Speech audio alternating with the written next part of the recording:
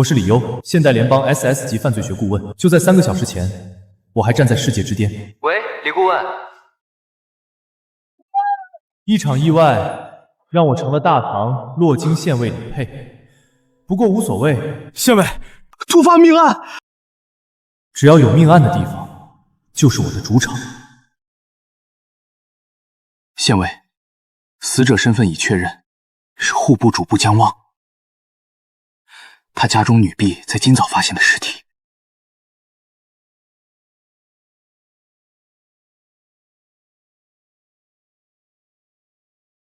县尉，你在干嘛？没什么。装模作样，谁不知道他是靠关系当上的县尉？真以为自己会破案呢？身体口鼻无余温，非1个时辰内断气，关节尚且灵活，断气时间也不会长。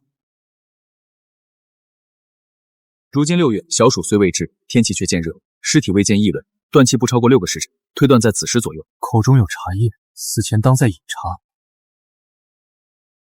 屋内摆列整齐，未见都很近。啊，怎么回事？县尉，你真会啊！你这叫什么话？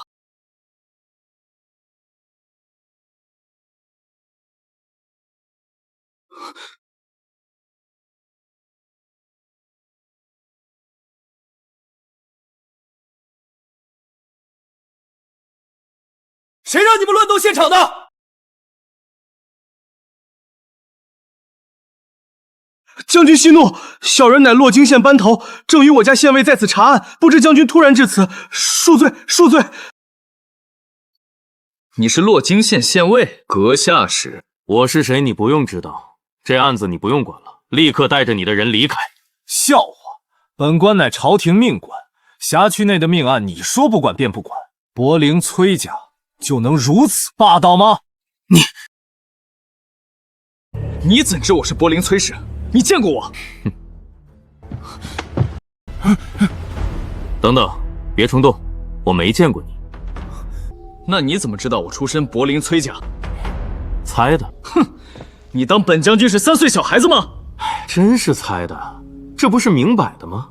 第一，你态度高傲，从进门不是斜眼就是鼻孔看人。在我大唐官场，像你这种张扬跋扈的，10成里有9成都是世家子弟。第二，你内衬紫绣，腰缠金玉。根据我大唐规矩，紫色最贵，非3品以上官员或1等世家不得穿戴。你如此年轻，不可能是3品朝官，如此就只能是崔卢李正4姓子出身。第三，你身怀神武卫腰牌，说明你在神武卫中身居高职，而天子6位今无神武最尊，其中神武卫更是非皇室姻亲不可不敬。4姓之中，唯柏林崔氏与皇室姻亲最近。以上，阁下还有什么疑问吗？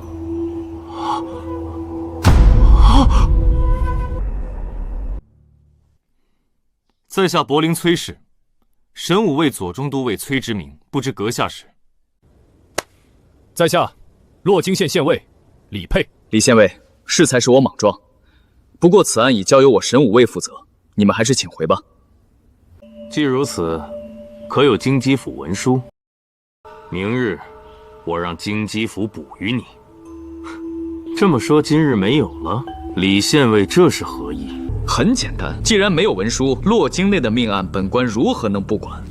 不过你们神武类权势滔天，我也不敢管。不如这样，你查你的，我查我的，咱们互不干扰，如何？哼，随便你。不过我警告，别干扰我们。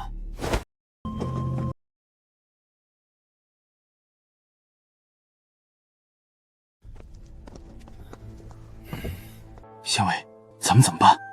不急，近距离看神武卫办案的机会可不多，咱们先看着呗。去泡壶茶来。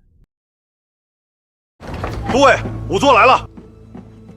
都尉，此人死亡时间为昨夜子时，全身除勒痕外不见其余伤口，口中亦无毒药残留，推断为自杀。错了，何处错了？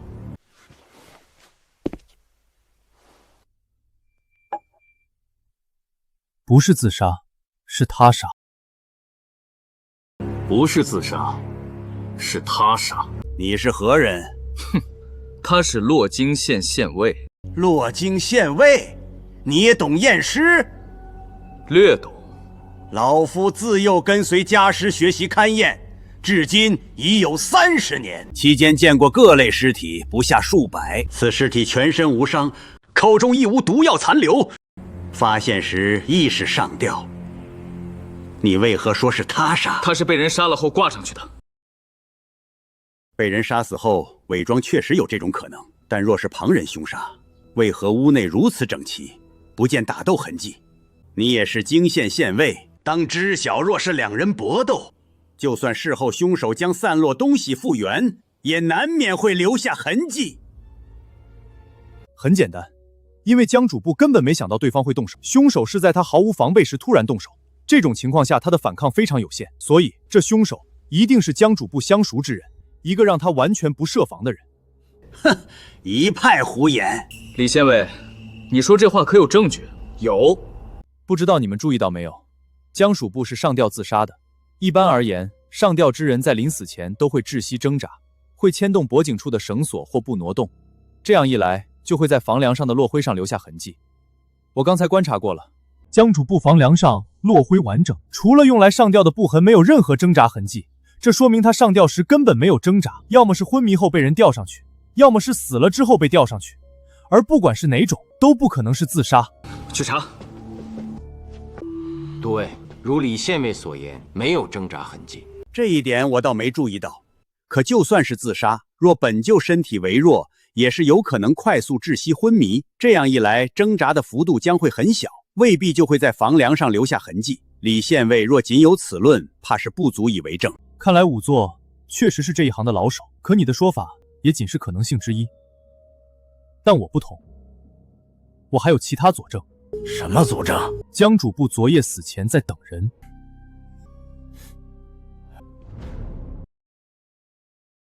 一张茶桌又能证明什么？洛京的达官贵人们惯爱饮茶，茶桌仅一茶杯，正说明江主簿独饮。茶水是满的。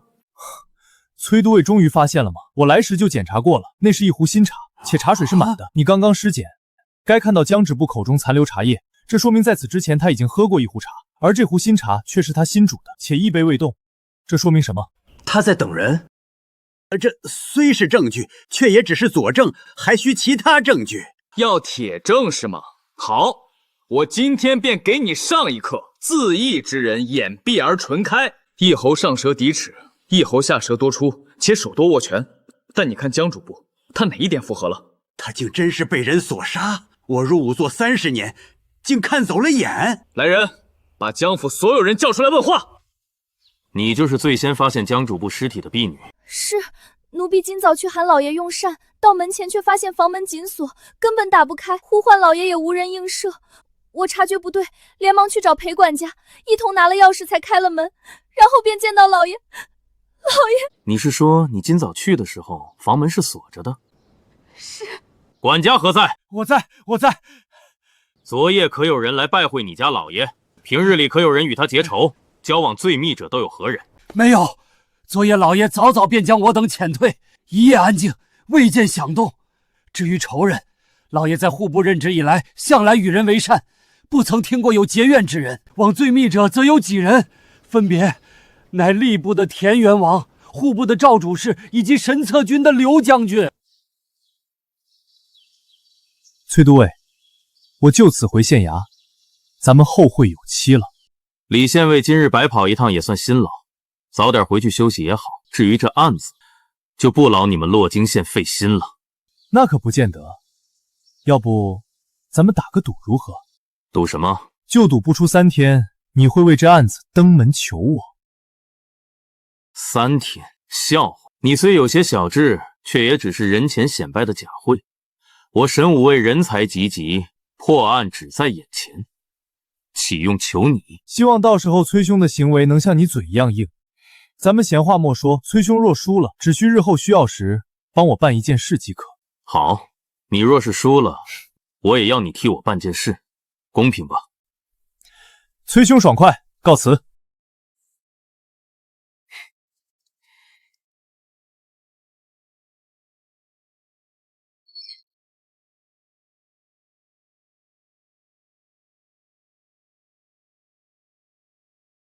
县尉，这是户部主簿江望的告申抄本和洛京各大商行的情况。另外，果如您所料，那神武卫的崔都尉这几日大肆抓人，闹得人心惶惶呢。你做得很不错，下去吧。县尉，小的有个疑问，不知当讲不当讲。你想问什么？县尉，那日那姓崔的既然那么霸道，信誓旦旦的说这案子不用我们管，你又何必再惹麻烦？俗话说多一事不如少一事，更何况是这种朝廷命官的案子，真要落在咱们洛京县，大小也是个麻烦，不是？想不到你一个班头能够这种见识。不过我问你，崔直明说这案子不用我们管，这3天内可有京畿府的公文下来？可他是神武卫，乃天子禁军。哼，那又如何？神武卫能特事特办，咱们能吗？没有移交的文书，洛京的命案都归咱们管，按规矩来总不会错的。且等着吧，一个户部主簿在家中被伪造成自杀，这案子不简单，一个不好，不知道要摘多少乌纱帽，掉多少脑袋呢。这么严重？县尉，有一名姓崔的都尉求见。这不就来了吗？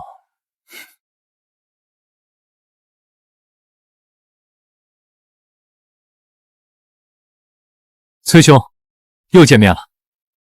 李兄，杜公，这位是洛京县尉李佩，这位是崔贤侄，这就是你说的能帮我们破案之人。哦，崔贤侄，你被他骗了。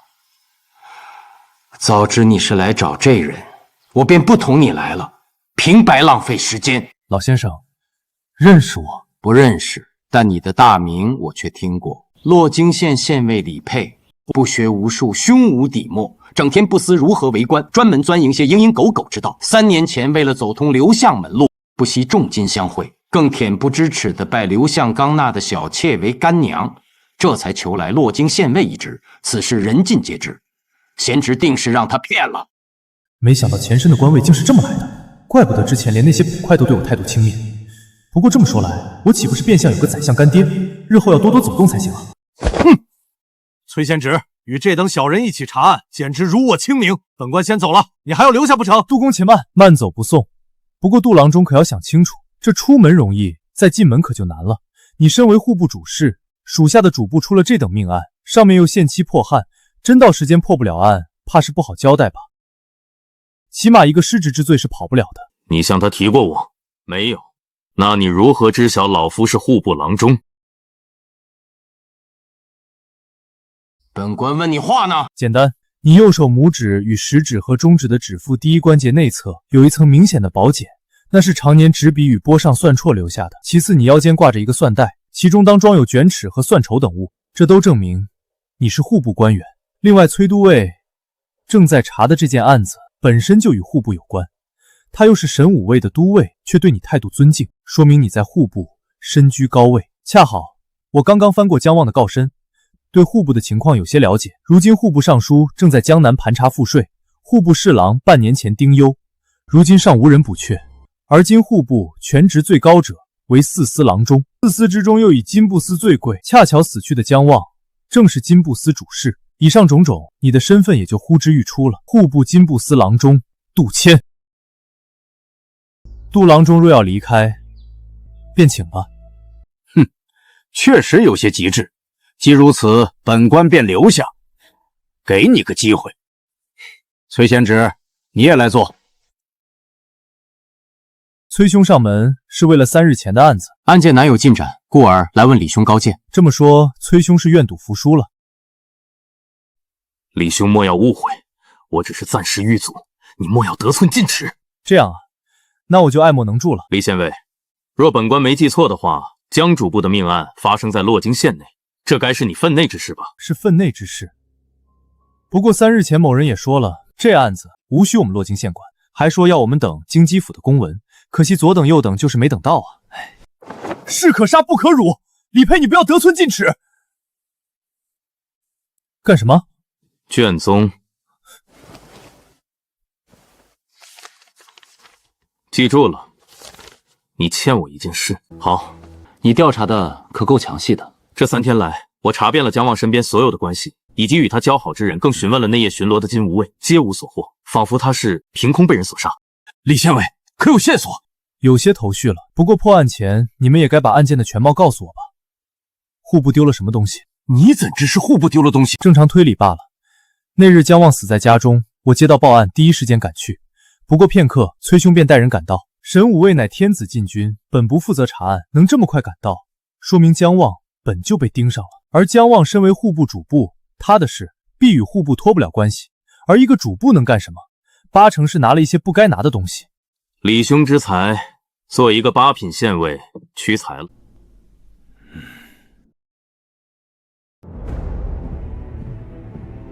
这是之前的卷宗，并不复杂。日前有番邦进贡了一件异宝，名画琉璃药王佛，传闻此宝乃千年太岁得道，修成了佛身，似玉非玉，有生死人肉白骨之效。恰逢如今圣人病重，得此异宝，欣喜不已。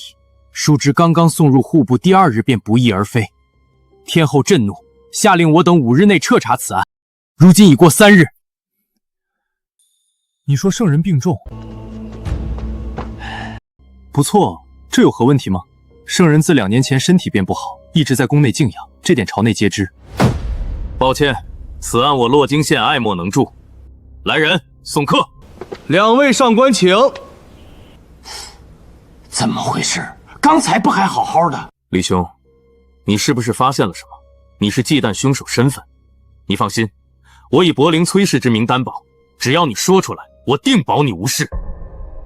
2位上官莫让小人难做。李兄，你已经卷进这案子，此时想退，恐怕由不得你。此乃经济府公文，乃是命洛京县县委配合调查此案。李兄，是否要看一眼？果然是经济府要我配合的公文，这案子是天后亲自献期，这么一来岂不是？没错，李兄，你现在也是奉旨查案了，5日期限还有2日，若2日之内还既拿不到真凶，我等皆要下狱。你该知道天后的手段。崔之明，你可害苦了我。这还要多亏了李兄那日的提醒，不然我还想不到去京畿府讨这份符帖。好了，我们现在是绑在一根绳上的蚂蚱，你若有什么线索，尽早说。这种时候还有什么好说的？王胜，在，召集人手，准备抓人。是。李兄，你莫非已经知道凶手是谁了？暂时还不知道，但谁规定找东西就一定要知道真凶的？什么意思？崔兄，你这3天来调查的不可谓不详细，把最近和江主簿有过接触的人全部调查了一遍，可这并不是查案的重点。什么意思？你有没有想过，就算你真的抓住了真凶，就能找到丢失的宝物？李县委，有什么话但请直说。天后下令让你们寻找丢失的贡品，如今最大嫌疑人姜旺遇害，凶手悬而未决。假设贡品落在杀害姜旺之人手中，他们下最着急的是什么？把这件贡品出手。不错，宝物虽好，也要有命享用才行。而在洛京这种地方，敢接手这等违禁品的地方可不算多啊。你是说千宝阁？正是千宝阁。这是我这3日收集的洛京各大商行的信息，其中千宝阁背景最硬，胆子也最大，什么货都敢卖，什么货也都敢收。明面上的老板名唤沈千豪，常出入各大王公贵族宅邸。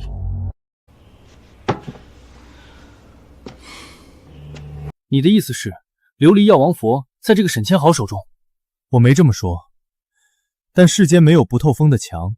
沈千豪在洛京横跨黑白2道，人脉极广。就算药王佛现在不在他手里，他也一定知道些什么。毕竟姜旺生前可与他关系匪浅。等等，据我调查，姜旺生前从未与沈千豪有过交集，更没去过千宝阁。你为何要说2人有关？这是姜旺生前研磨的茶叶，我检查过了，其中有一味西域金檀草，此草异常珍贵，价值1000金，对治疗肺痨有奇效，却因有成瘾性，在洛京被列为禁药，唯有千宝阁私下有卖，非熟客难以买到。我竟忽视了如此重要的线索。县尉，人手已召集完毕，走，随我抓人。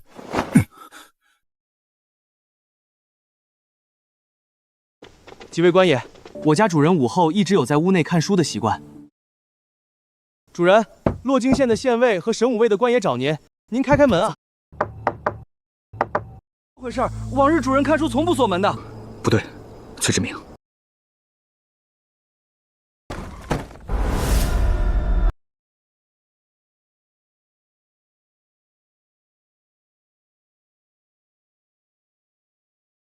死了！老君，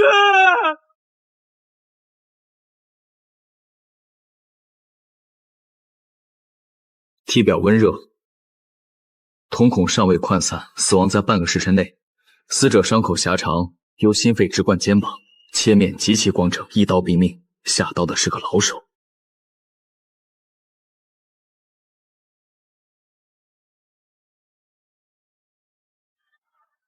崔兄，你没事吧？没事，差点阴沟里翻船。大家勘察时小心些，房间里或许有其他陷阱。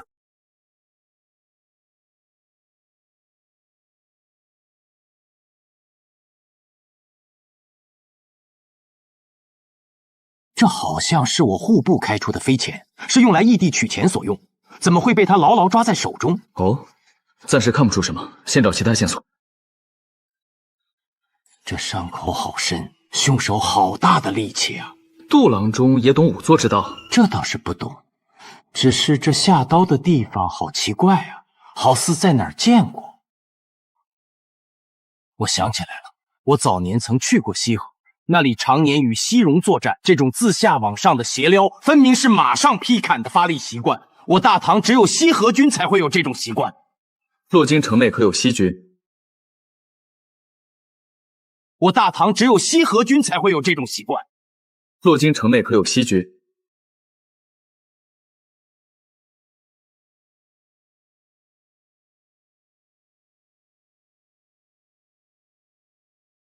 西军乃我朝精锐，退伍后一般都会遣返家乡。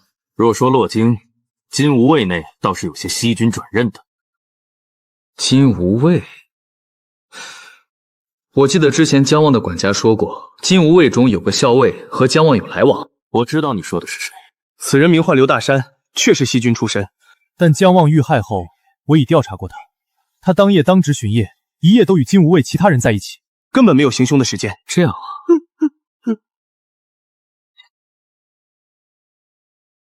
先别哭了，我问你，今天都有谁来找过你家主人？或者你家主人最近有什么反常的地方？好好想想，告诉我。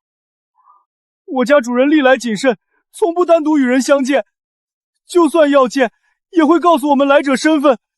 今日午时，他也一直在房间内读书，未见有人前来找他。对了，我想起来了，主人今早好像说过，晚上与人有约，要去见什么人？见谁？快说！这小人不知，主人没有告诉我。崔兄，你吓到他了？你还能想起什么？就这些，真没了。你去召集家中所有人，我要一一问话。好。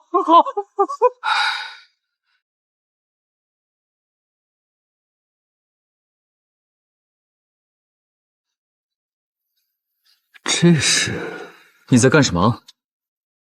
没什么，咱们继续查案，继续查。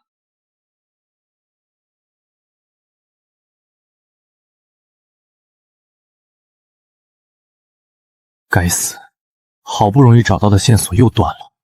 是吗？这可不好说。哦，李县尉莫非有什么新发现？确实有些新想法，不过还需验证，现在还不好说。这不是崔都尉吗？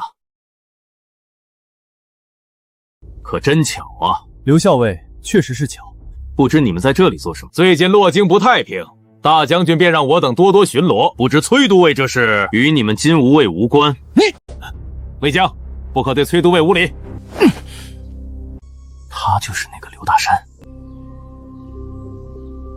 他身上有血腥味儿，我闻到了，但他是金吾卫，抓他需要确切的证据。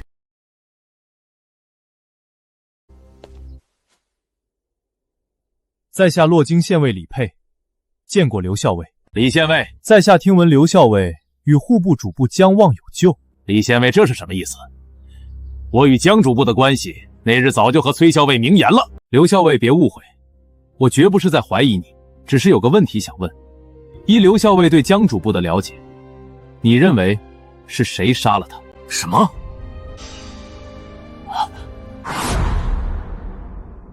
你认为是谁杀了他？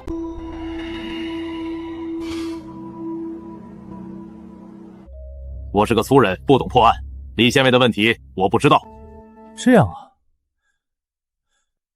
多谢刘校尉解惑。既然无事了，李县尉、崔都尉，我等还要巡视，便先告辞了。李兄，你这是天色不早了，我也先回县衙了。既然如此，老夫也告辞了。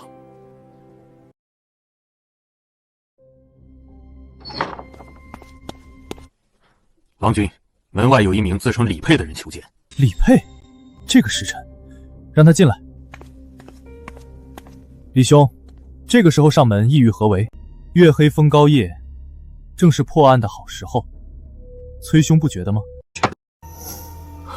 我就知道，你定是白天有所发现。姜望的身体还在神武卫吗？你想干什么？有些事要先确定下。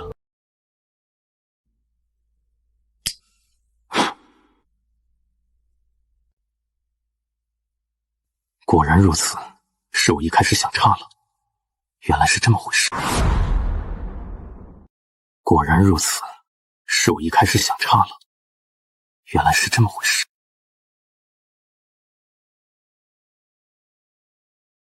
你到底知道什么了？崔兄莫急，等案子破了的时候，你自然就会知道了。时间紧急，我们得去下个地方了。去哪儿？去见一个人。谁？沈千豪，本来想见的人。你知道他是谁了？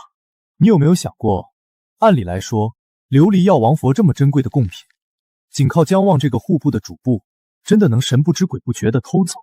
你的意思是，他还有同伙？这是今天沈千豪手里的飞钱，这能代表什么？这就是线索。飞钱是我朝特有的汇兑凭证，是用来方便朝廷调度、异地取款用的。一般而言，只会开给户部或各大官商。像沈千豪这种只在洛京做生意的富商，并不是很需要。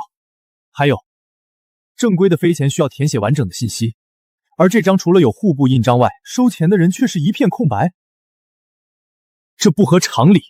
我查过了，现在洛京能开出这种空白飞钱的只有2人。一个是户部度支司郎中吕真，另一个则是吕真的副手度支司员外郎赵康。吕真已年过60，近半年来身体抱恙，并不怎么去户部，所以唯一能开出这种空白飞钱的只有赵康。这也是沈千豪想告诉我们的信息。可以想象，他今天午后面对突然闯入的凶手，必定惊恐。在极短时间内，他只来得及将这张飞钱牢牢地攥在手里，就是为了告诉我们，赵康就是他晚上约见的人。对了，我还查到一个有意思的事，赵康和死去的姜望是15年前的同科进士。赵康和死去的姜望是15年前的同科进士。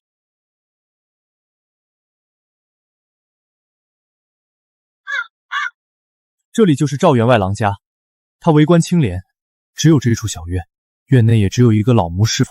咱们不要声张，翻墙进去。等等，既然已查到线索，为何还要偷偷行动？我直接派人围了此宅，提审赵康即可。提审？我说崔都尉，你是在神武卫呆傻了吗？他一个6品户部司员外郎，咱们以什么名义抓人？有证据吗？难道就凭沈千豪手里空白的飞钱？神武卫抓人从不看证据。是，柏林崔家天下第一。可这个案子并不是那么简单的。你知道这赵康和姜望是怎么扯到一起的？你不是说他们是15年前的同榜进士？那你知道他们那一年的做主是谁？是段季星，永安公主的驸马，圣人的妹夫，段驸马。没错，而且我还查到刘大山进入金吾卫也是段驸马推荐的。事已至此，咱们也只能硬着头皮查下去了。你倒还好，出身名门，无论如何大概率是死不了。可怜我只是个8品县尉，刚过来还没几天呢。是我害了你，这种就别说这些了。哼，不过所谓塞翁失马，焉知非福，倒也不用太过悲观，先进院再说。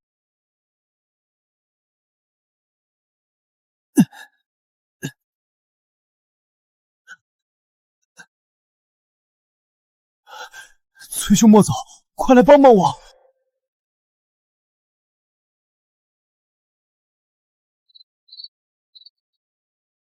就是这间了，门在内锁住了，去找找，看有没有窗户之类的能翻进去。门窗都从内锁死了，情况不对，强行破门吧。等等，这样动静太大，让我来就行了。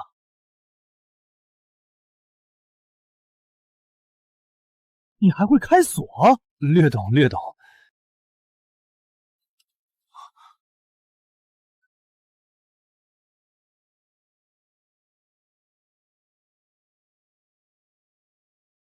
在下神武卫都尉崔直明，深夜冒昧来访，有件案子向赵员外郎请教。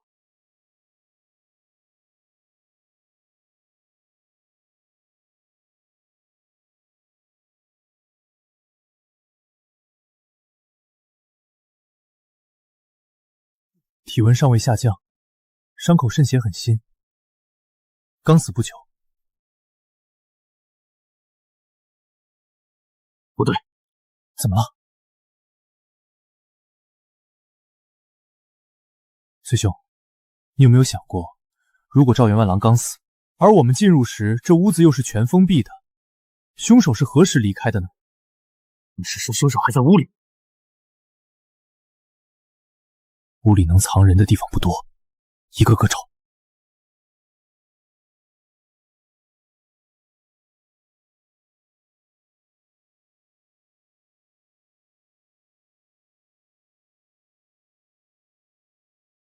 崔志明，接住！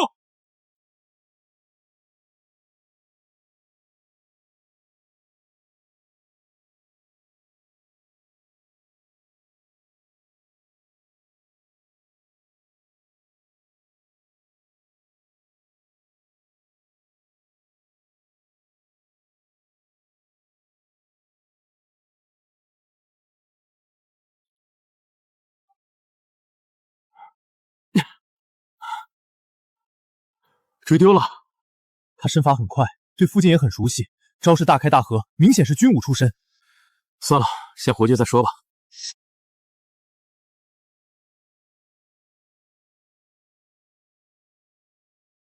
什么人？不知道有宵禁吗？站在那儿别动！又是他们。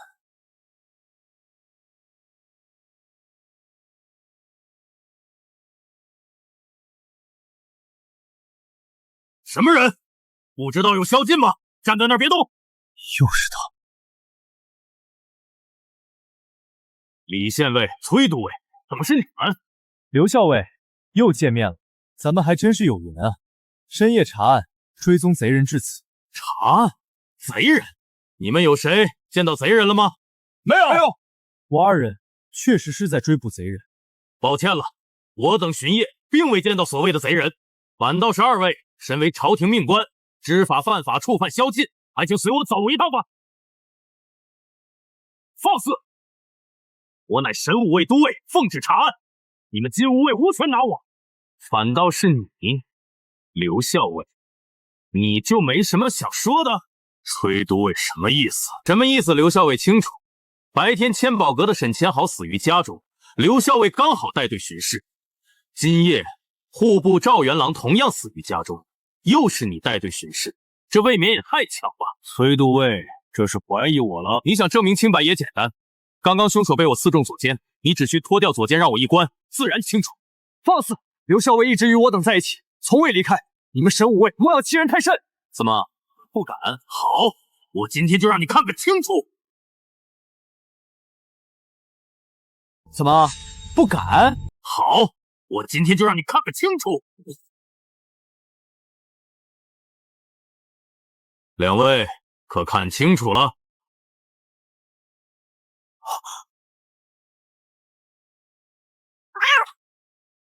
既然看清了，那就请两位随我走一趟吧。且慢！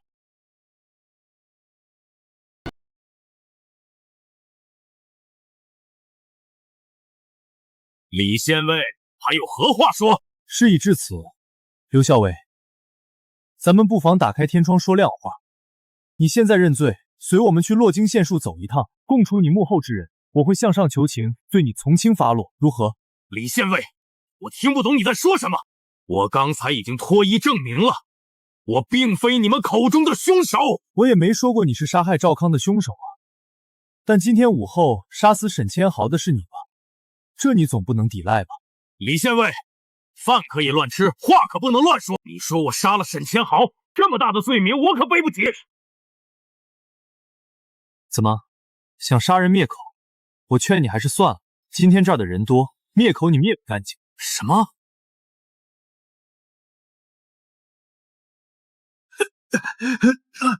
县尉，我等依你的吩咐，早早埋伏在周围，果然抓住这名贼人。辛苦了。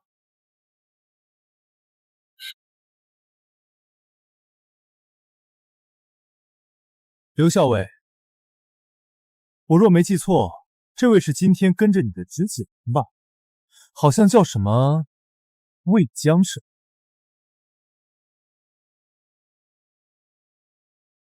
刘校尉，随我们走一趟吧。刘校尉，随我们走一趟吧。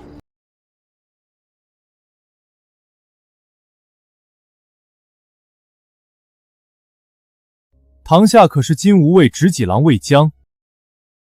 你眼瞎吗？自己看不见？笑啊？怎么不笑了？天子禁军金吾卫是吧？以为这种身份就能保得了你们？我圣天子治下，王子犯法与庶民同罪，再敢嬉笑公堂，一律每人杖罚20。继续。不愧是伯良崔家，就是硬气。魏江，本官问你，你今夜为何杀害户部赵员外郎？可是受人指使？李县尉怎么问的你就怎么答，看我作甚！你以为一言不发我就拿你没办法？你左肩被刺，又被当街擒获，杀人之罪已是铁证如山。我给你将功赎罪的机会，你可要想好了。哼！李县尉，就算是魏江杀了人，也与我等无关啊！我等还有巡夜的重任。你若没什么要问的，我们便先走了。走？案子才刚开始，你这个主角怎么能走？刘校尉，我问你个问题，你要如实回答。问吧。沈千豪是你杀的吧？刘校尉，沈千豪是你杀的吧？李县尉，你一而再再而三地说我杀害了沈千豪，是看我金吾卫好欺吗？我今日午时就告诉过你，最近不太平，大将军让我们加强巡视。今日我自清晨开始便率兄弟们巡逻，一天都在一起，哪有时间去行凶？没错，刘校尉今日都与我等在一起。是啊，刘校尉根本没有时间去杀人。你这狗县尉不想干了，欺负人欺负到我们金吾卫头上了。本官堂堂洛京县尉，自然不会冤枉一个好人，也不会放过一个坏人。刘校尉，你说你一天都和金吾卫的其他人在一起，我看不见的吧？据我所知，金吾卫白日巡城，午时可是有半个时辰的休满时间，这刚好与沈千劳被杀的时间对上。而且我们在沈府门外与你相遇时，你身上有明显的血腥味，这又如何解释？断驸马到！驸马，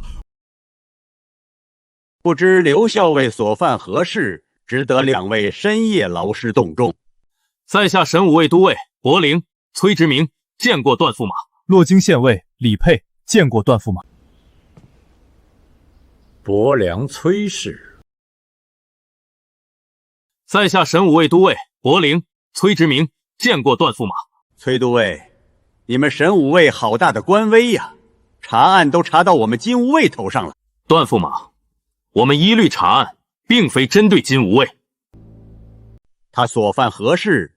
今日午时，千宝阁老板沈千豪死于家中，刘校尉有重大嫌疑。可有证据？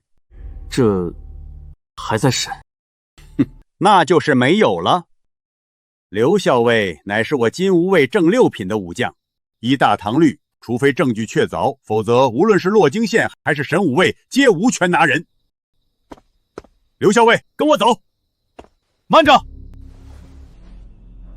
段驸马刚刚提到唐律，可依唐律，所有发生在洛京县的案件，我这县役皆有缉拿刑断之权。即便是金吾卫入我洛京县衙后，也需金吾卫大将军与京畿府之文书才可转交。据我所知，段驸马的职位好像是左金吾卫大都督吧？此官职乃是殊荣，日常并不插手金吾卫之事，怕是无权提任。放肆！本驸马贵为皇亲，又领2品大都督，岂是你一个小小的8品县尹能质疑的？跟我走，我倒要看看谁敢拦！拦住他们！李佩是吗？好，你好得很。李佩是吗？好，你好得很。驸马，他一个小小的县尉，竟敢如此张狂！只要你一声令下，李兄，都到这个时候了，还有什么可犹豫的？明天就到期限了，现在让他把人带走就全完了。不是审案吗？怎么还堵着门？段驸马，你竟也在？杜郎中，你怎么来了？我户部出了这等案子，尚书与侍郎不在，我自是要多上心。驸马这是……哼！驸马莫要生气，李县尉和崔都尉也是破案心切，不如你卖老夫个面子，双方各退一步。所谓真金不怕火炼，若刘校尉真是被冤枉的，也正好趁机还他清白，不是？你好，我就给杜郎中这个面子。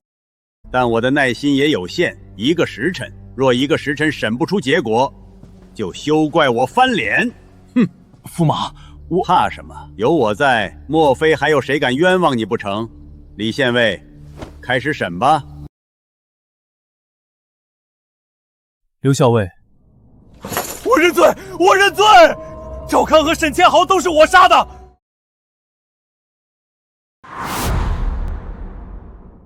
刘校尉，我认罪，我认罪！赵康和沈千豪都是我杀的。唉，明明这么简单的案子，非整这么多幺蛾子。本来今天还想早睡的，哼，终于肯说话了吗？我还以为你是哑巴呢。好，既然你愿意认罪，那我问你，杀人总要有理由吧？你为什么杀他们？我和赵康是旧怨，我是陇右军出身，解兵后来了洛京，当时朝廷承诺补发我们1年粮饷，我去户部领钱，却被赵康克扣进半。那时我便怀恨在心，想着有朝一日一定要杀了他。仅仅是因为克扣粮饷，你就要杀了他？没错，我们陇右军讲究恩必偿，仇必地报。那些钱不光是我一人的，还有许多战友的抚恤，他们战死在陇右，家里还等着这笔钱救命。呸！那个赵康连这种钱都贪，一刀杀了实在太便宜他了。好，姑且算你们有仇。那沈千豪呢？你杀他又是为什么？沈千豪更该死，他在洛京生意做这么大，伤天害理的事儿可没少干，我杀了他也算为民除害了。行吧，那你是怎么杀他的？还能怎么杀？我进他屋内，趁他不备一刀取了他狗命，然后就翻墙离开了。是吗？哼，既然他都认罪了，不快点结案还等什么？李县尉，莫非这种情况了，你还想强行污蔑不成？说好的1个时辰，段驸马又何必这么心急呢？难不成是怕我继续审下去，审出什么幕后之人？你放肆！难不成是怕我继续审下去，审出什么幕后之人？好，你审，我倒要看看你能审出什么来。不过我丑话说在前面，若最后什么都没审出来，明日莫怪老夫治你个污蔑禁军之罪。本官是否污蔑，自有京畿府刑部大理寺议论，便不劳驸马费心了。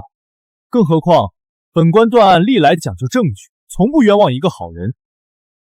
说得好听，如今案件清楚，犯人供认不讳，你却拖着不愿结案，若非想要蓄意诬陷刘校尉，又是为何？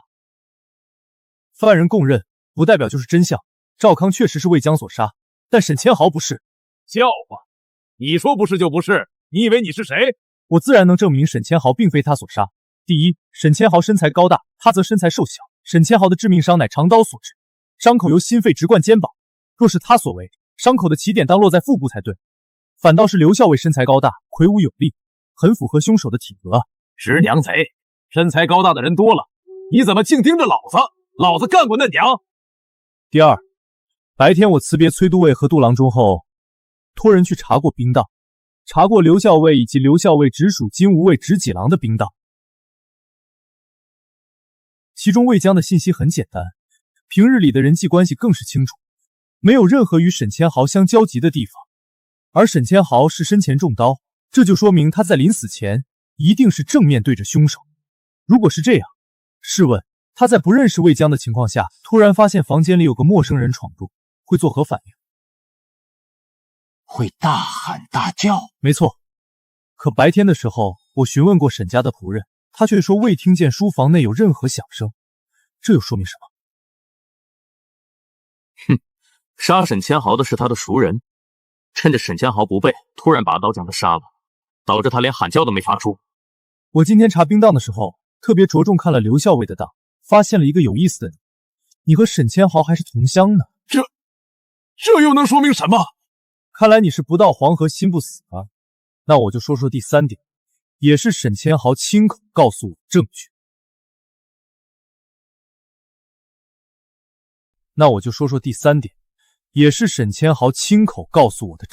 笑话，死人怎能开口说话？死人当然没法说话，可沈千豪不同，他是洛京最大的豪商，更是聪明人。在他死前，他已经把该说的都说了。来人，请刘校尉脱靴，然后用火炙烤他的鞋底。姓李的，你想干什么？当然是给大家看证据了。你不是口口声声说自己清白吗？是否清白，一验便知。怎么，你不敢？我有什么不敢的？驸马以为呢？我倒要看看你玩的什么把戏！刘校尉，让他们验。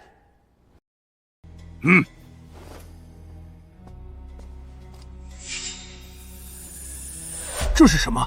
为何刘校尉鞋底会有如此灵光？我不知道啊。就算如此，这又能说明什么？驸马莫急，你马上就会知道了。王胜，把你的鞋子脱下一只，也交给他们炙烤。是。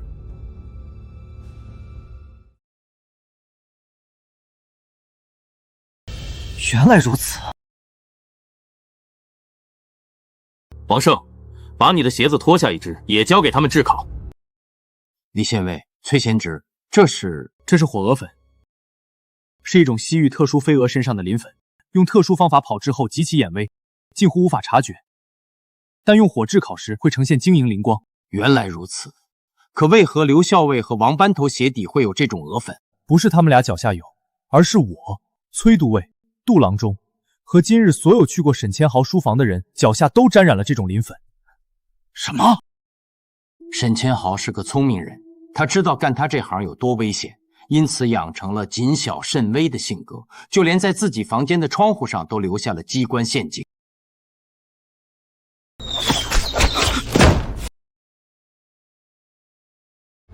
崔兄，你没事吧？当时我就在想，沈千豪既然如此谨慎，怎么会不在屋内做其他布置？之后我细心勘察，果然在门口的地毯上有其他发现。这是……你那个时候就发现了？刘校尉，你口口声声说沈千豪，这鞋底的火鹅粉你又如何解释？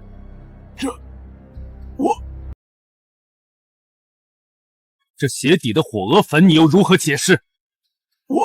刘校尉，那晚江主簿在家等的人也是你吧？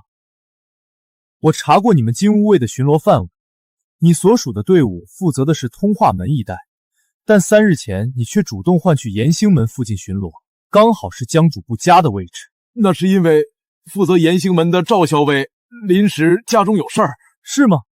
那你当夜借故腹痛离开一刻钟，也是临时的意外？你连这个都知道？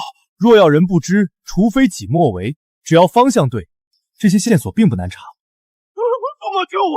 我这一切都是按照您的吩咐做的，救我呀！放肆！事到如今，竟还敢攀咬驸马！来人，将他拿下！李县尉真神探也，不过短短1日就破此大案。待明日老夫定在朝上为你表功。杜郎中，说这话为时过早了。我几时说过这案子刘大山便是真凶？李县尉此话何意？江望与沈千豪多是刘大山所杀，赵康亦是他手下执戟郎杀害，这真凶难道还另有其人？沈千豪确实是刘大山所杀，但我何时说过江主簿也是他杀的？你明明刚才亲口说。杜郎中反应过来了，我是说过江主簿那晚等的人是他，可我却没说过杀害江主簿的也是他。哦，那李县尉认为杀害江望的人会是谁呢？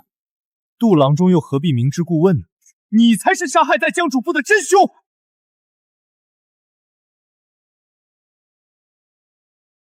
你才是杀害在江主簿的真凶！李县尉，我们往日无怨，近日无仇，你为何要诬陷本官？难道你忘了，今日我为了破案，与你和崔贤侄一同奔波，却在案件中知无不言。若如你所言，我才是凶手，我为何要如此帮你？很简单，配合我们是假，想将案件导向你想要的方向才是真。一派胡言！段驸马，此子狼心狗肺，之前想攀咬你，如今更是污蔑我。不如你现在下令，让金吾卫将他拿下，待明日你我一起上奏，治他个诬告上官之罪。我看谁敢！杜郎中，稍安勿躁，我倒是想听听李县尉的说辞。杜郎中，其实一开始的时候我是完全没有怀疑你的，但沈千豪的死让我产生了一个怎么都想不明白的疑问，那就是他们为何要杀沈千豪？这还用问？当然是杀人灭口了。可是他们为什么要杀人灭口？那当然是因为不想我们找到药王佛。是啊，我们去找沈千豪，是因为身为洛京黑白两道最大的豪商，想要销赃大概率要经过他手。可如果是盗走药王佛的凶手，他们可还要利用沈千豪销赃呢，根本没有理由去杀沈千豪。所以我当时就在想，有没有可能凶手和我们的目的一样，他们也在找药王佛的下落？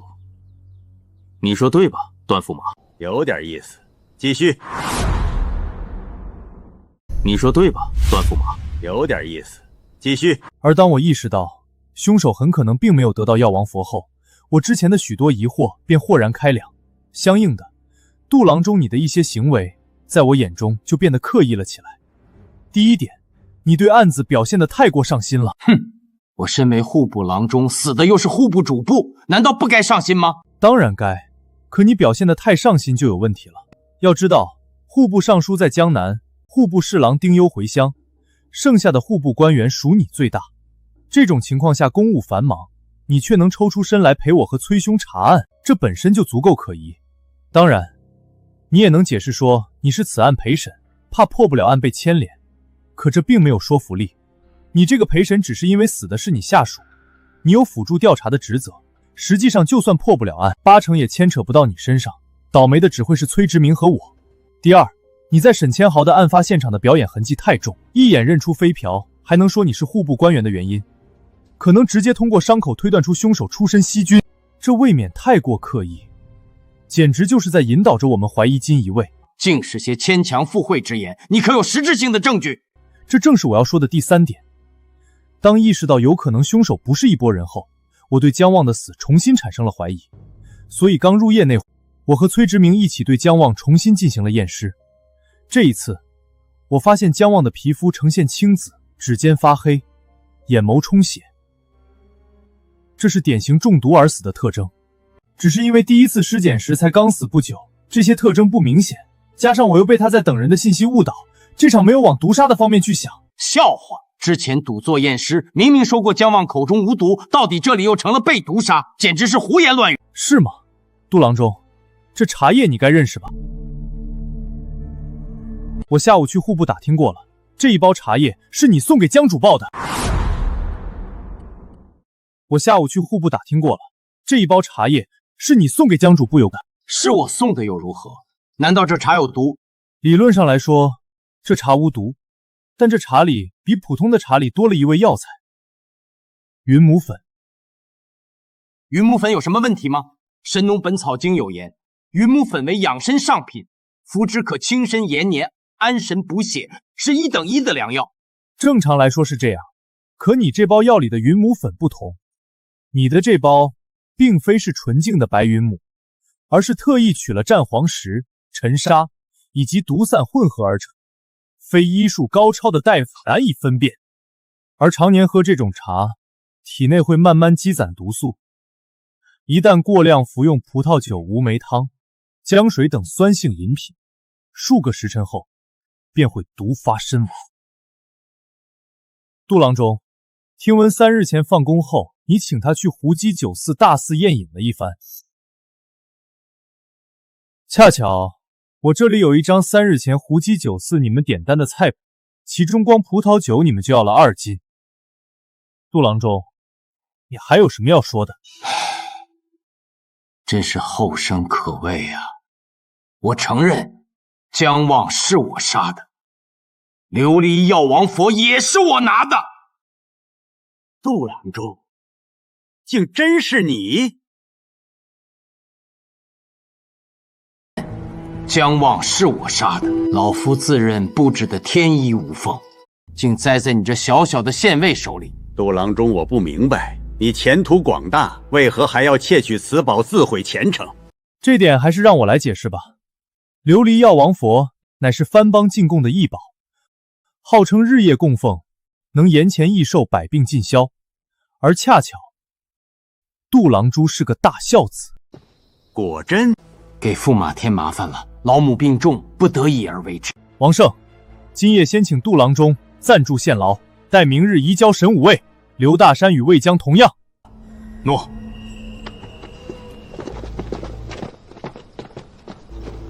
李县尉真乃神探也，一日之间抽丝剥茧，竟能破开如此复杂的案子。本朝之中，除大理寺狄公外，李县尉乃是老夫仅见。驸马谬赞了，晚辈这点微末道行，哪敢和狄公比？总之，多谢你找出真凶，后会有期。驸马留步。段驸马，其实直到现在我仍有一个疑惑，不知可否请驸马解惑？你们先出去等我。你问吧。你问吧。正如驸马所知，杜郎中窃取药王佛是想为老母治病，那驸马想要药王佛又是为何呢？据我所知，驸马身边好像无人为重病吧？李县尉，有些事儿知道的太多，不见得是好事。驸马莫怪，我这人就是好奇心重了点儿。最后一个问题，听说您和圣人少小便相识？不错，我与圣人乃总角之交，这些朝野皆知。还有什么要问的吗？多谢驸马解惑。云兄，你这是……嘘，哼，别问，知道太多不是好事。你要实在忍不住好奇，不妨想想这案子到底是怎么来的。此话何意？番邦进贡的珍宝，又是能治百病的神奇之物，按理不该直接送到宫中吗？为何要先入户部？你好大的胆，不要命了不成？放心，小时候算命先生给我看过，说我会长命百岁。天不早了，早点回去休息，醒了后把该忘的都忘了。3名犯人都已经移交你们神武卫了，你怎么还不走？无论怎么说，这次破案全赖李兄。之后我会上书为你请功。请功就免了，血别溅我身上就好。县尉、崔都尉，琉璃药王佛果然在杜禅老母家中，已经取回。果然是异宝啊，难怪这么多人心动。罢了，这东西不能多看。王胜，宫里人来了吗？速速送走。是。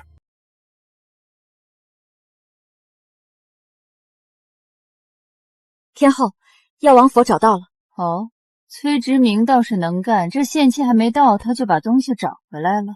是，听说这次他找了洛京县尉李佩帮忙，不过1日便破了案，将药王佛寻回了。李佩，就是那个为当官认了比自己还小的干娘的草包？正是。看来传闻也不尽不实啊。坊间传闻多做不得准，天后可要赏他们些什么？既是立功，自然有中书省论功行赏，姑不便插手。千年万岁，天眷长龙。婉儿，你说这世间可真有人能活千年万年？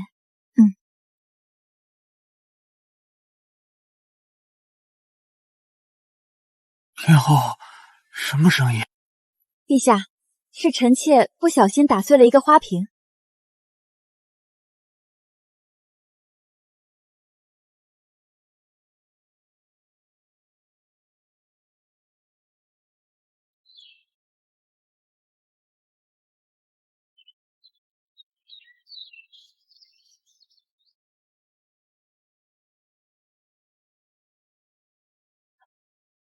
大郎，该起床了，今日还有事呢。大郎，你开开门啊！青兰，怎么了？我来叫大郎起床，可房间内毫无动静。奇怪，平日大郎从未赖过床的。不对，大少爷。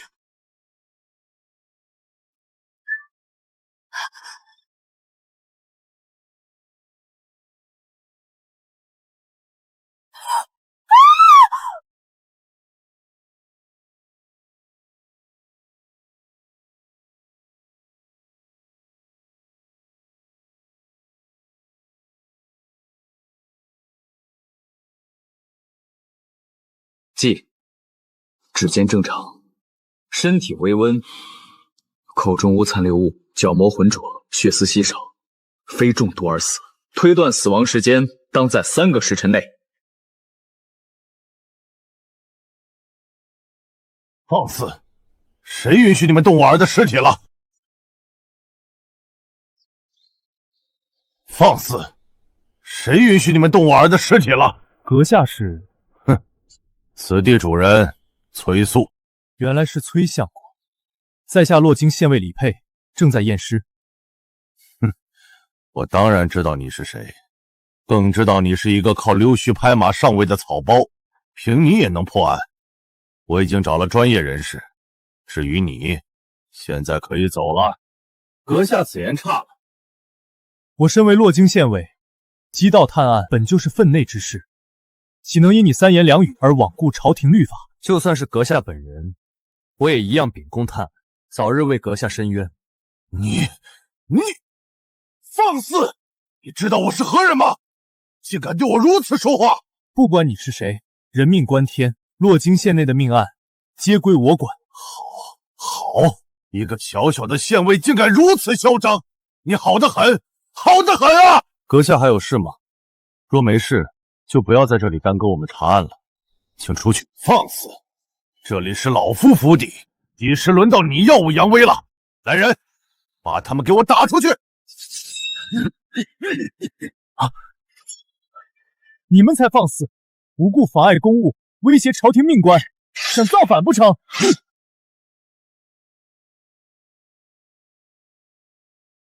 四叔，我来了。这是李兄，崔直明，你怎么来了？李兄，这位乃是家书，现任监察御史。四叔，这位乃洛京县尉李佩。前日户部贡品案，便是多亏了李兄相助才能破案。四叔对李兄是否有些误会？就他，哼！贤侄，莫怪为叔多嘴。你涉世未深，难免轻信于人，怕是某些人想借我柏林崔氏的名声往上爬，你可要擦亮眼睛才行。老家伙，你……哎，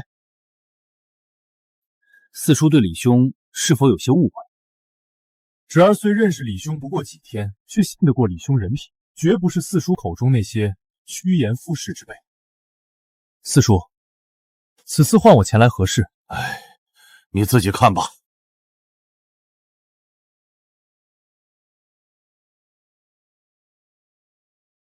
堂兄，李兄，可有线索？今早接到的报案，死亡时间不超过3个时辰，外表无明显伤口，房门皆被反锁，未发现脚印等明显线索。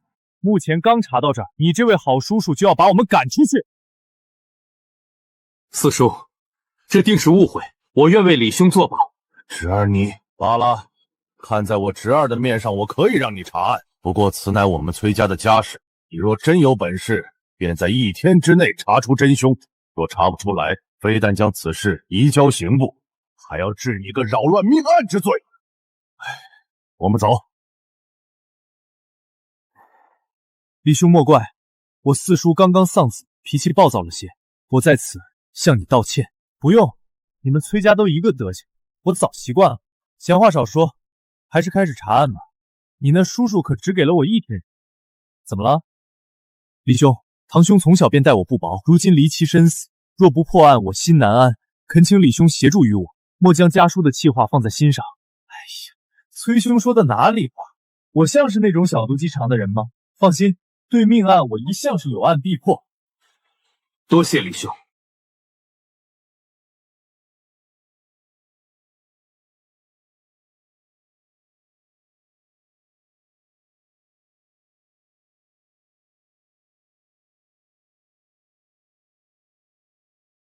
这花是谁放在屋里的？回县尉的话，是小人搬入屋中的。你是？小人乃是府中花匠。既是花匠，当知道这是什么花吧？知道，此乃曼陀罗。什么？当知道这是什么花吧？知道，此乃曼陀罗。什么？曼陀罗乃西域毒草，花虽美，香气中却蕴含毒性，能使人致幻。洛经明文只可种于花园，不可盆栽于屋内，究竟是何居心？小人冤枉啊！这花小人也不愿搬到屋中，可大郎自3个月前便精神不振，每每失眠，只有闻了曼陀罗花的香气才能平稳入睡，小人也没办法。崔兄，他说的不错，曼陀罗虽是毒花，却毒性不强，若仅是花香，只会有少许麻痹神经的作用，远无法致死。也是因此，此花才被允许栽种。而且我已经初步验过尸，他并非死于中毒。你刚才说崔大郎是从3个月前开始精神不振的，为何是3个月前？当时发生了何事？崔兄，你知道原因？知道一些。家书有4个孩子，3子1女，死者乃是我最大的堂兄，名为崔景。1年前中了进士，一直在后官等缺。柏林崔氏也要侯官？这个嘛，一来我堂兄年纪尚轻，并不迫切；二来这1年虽然官位有缺，但要么是偏远州县，要么是闲散清职。我堂兄又想留京。明白了，没看上。你继续。除了崔景外，我另外2名堂兄弟皆在长安求学，而我那位堂妹则是家叔唯一的女儿，平日里颇受宠爱。只是3个月前，不知为何突然得了癔症，发起疯来，然后她便自杀了。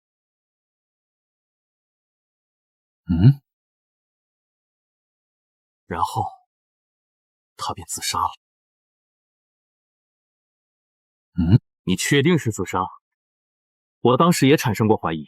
堂妹年方18，从小便与我亲近，10岁时与京兆为氏定下婚约，3个月前本该完婚的，怎么就突然得了癔症，还闹到自杀的地步？堂妹去世后，我亲自来看过，更请了刑部的老仵作验过尸，得出的结论都是自杀。平日里崔景和堂妹关系最好，想来是伤心过度，之后便精神不振了。这里面平时用的是什么香？是安息香，有安息凝神之故。小姐去世前，大郎就在用了。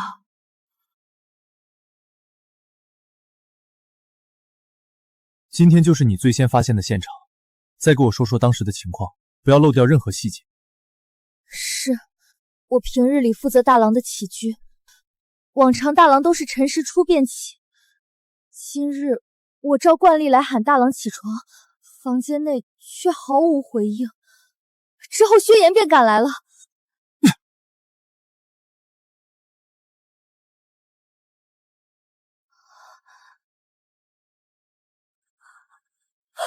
死了！你在这里不要动，我去叫人。这么说来，是你们2个一起发现的尸体？是。你一个花匠，大早上来这里做什么？是你们2个一起发现的尸体？是。你一个花匠，大早上来这里做什么？是老爷最近身体不适，请了大夫来看，开了药方，要用牡丹的朝露做药引。府中唯有大郎院中牡丹最盛，我是来取朝露，刚好见到青兰姑娘在敲门。你确定进屋时门窗都是从内部锁死的？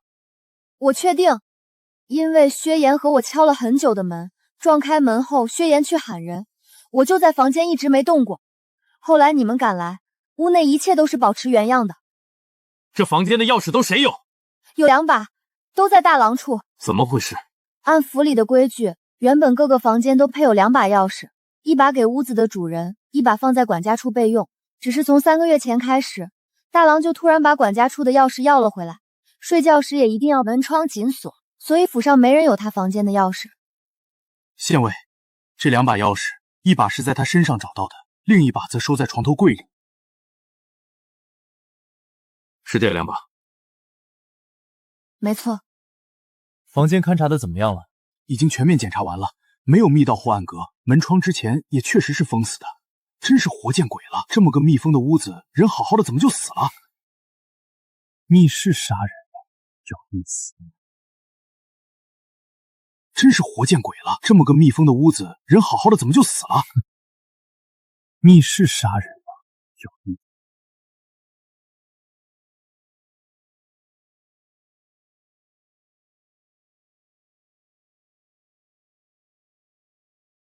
密室杀人什么意思？是对这种封闭房间内只有死者一人的案件的统称。这种案子的凶手一般极其聪明，很难抓到他们的破绽，因此这类案子也是所有案子里最难破的，仅次于神经病的随机杀人。难破？连你也没有头绪吗？难破不代表破不掉。实际上，密室杀人虽然诡异，但总体来说也无非是分成3大类。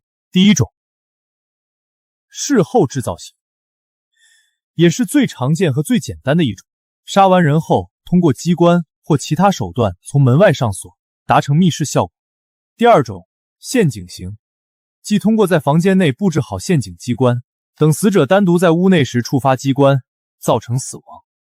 第三种，伪密室型，这种就是利用人的心理，实际上没有真正的制造密室，只是让人产生了人是死在密室中的错觉。你觉得现在属于哪种？我哪知道，我又不是神仙。不过查案嘛，这种一点点解谜的过程才是最有趣的，有点耐心。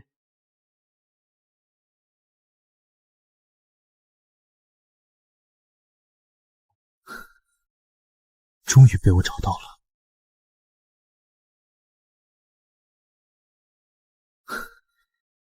终于被我找到了。好细的伤口，是用什么凶器造成的？针，很细的针。你带人把这具尸体抬回县衙，然后再找仵作勘验一遍，之后把报告交给我。你们家大郎生前可有仇家？不清楚，我只在府下服侍大郎，他也从不带我出门，也不告诉我与他相关之事。小人不知。据我所知，崔景平日里倒算安分，以前倒也会去青楼酒肆瞎混，甚至与人争风吃醋。但要说结下生死大仇的，我还没听说过。这样啊。李兄，你实话告诉我，你是不是发现了什么线索？只是有了一点头绪而已，还有很多东西要证实。能告诉我吗？现在还不行。那有我能帮忙的吗？那可太有了，这就是你那个堂妹生前的住处。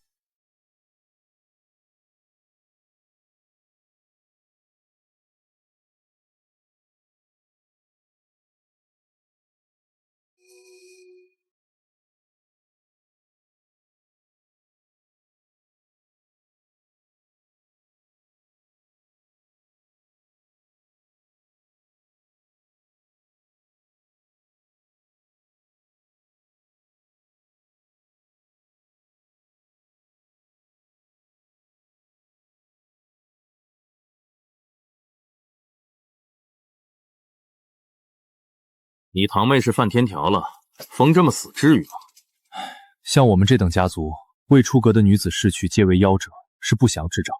死后不能入祖坟，且要封闭住处，静置3年。封建迷信！李兄，你这是开锁啊？你之前不是见过吗？不是，我以为上次你是为查贡品案，你特意准备。哎呀，干咱们这行，很多时候其实需要另辟蹊径，撬门溜锁、抹黑绑票什么的都免不了，有备无患啊。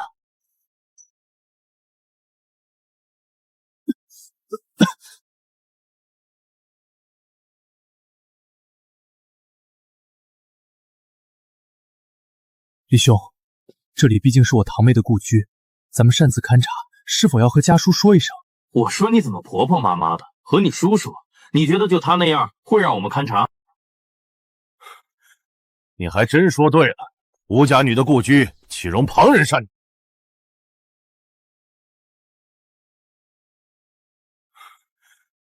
吴家女的故居岂容旁人擅动？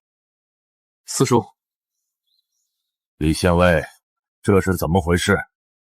我虽允许你查案，可这里是我女儿的故居，难道也与此案有关？四叔，你听我解释，李兄并非有意。你住口！我本以为你在神武卫3年能懂分寸，却不想被外人稍一蛊惑便做出这等事来。亏你堂妹当初还与你亲近，你是要让她死了都不得安息吗？崔公怎么就知道这2件案子无关？哼，倒是还忘了你啊！我女儿去世后，刑部、大理寺皆有人来过，更有仵作勘验，都言自杀。李县尉难道还有不同高见？只要是人，就有看走眼的时候，更何况即便是自杀，也不能证明两者无关。真是笑话！志明，这就是你说的极善破案，胡搅蛮缠倒是有一套。老夫受够了，给老夫从府里滚出去！四叔，不可！崔公，你这么急着把我赶走，难不成是在害怕？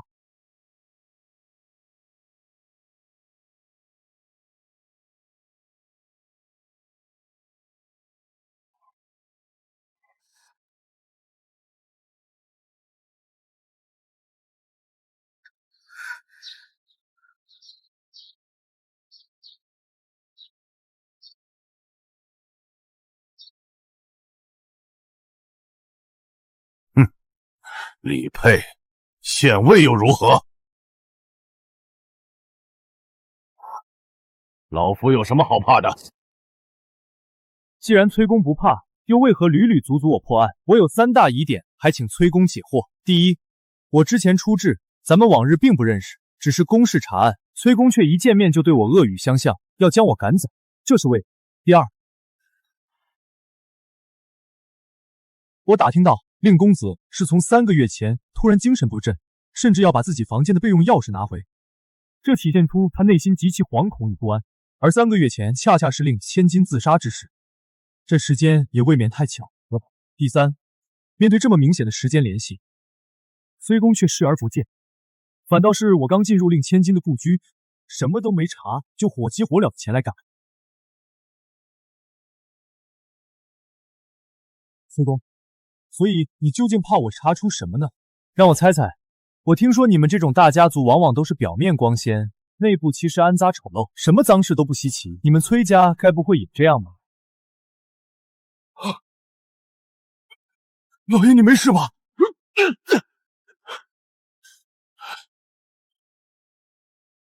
混脏东西，气死我了！来人，把他给我赶出去！赶出去！崔公这么气急败坏，是被在下说到痛处了吗？你，我知道，此时崔公心里一定恨不得将我千刀万剐。这样，我随了崔公之意，你我打个赌如何？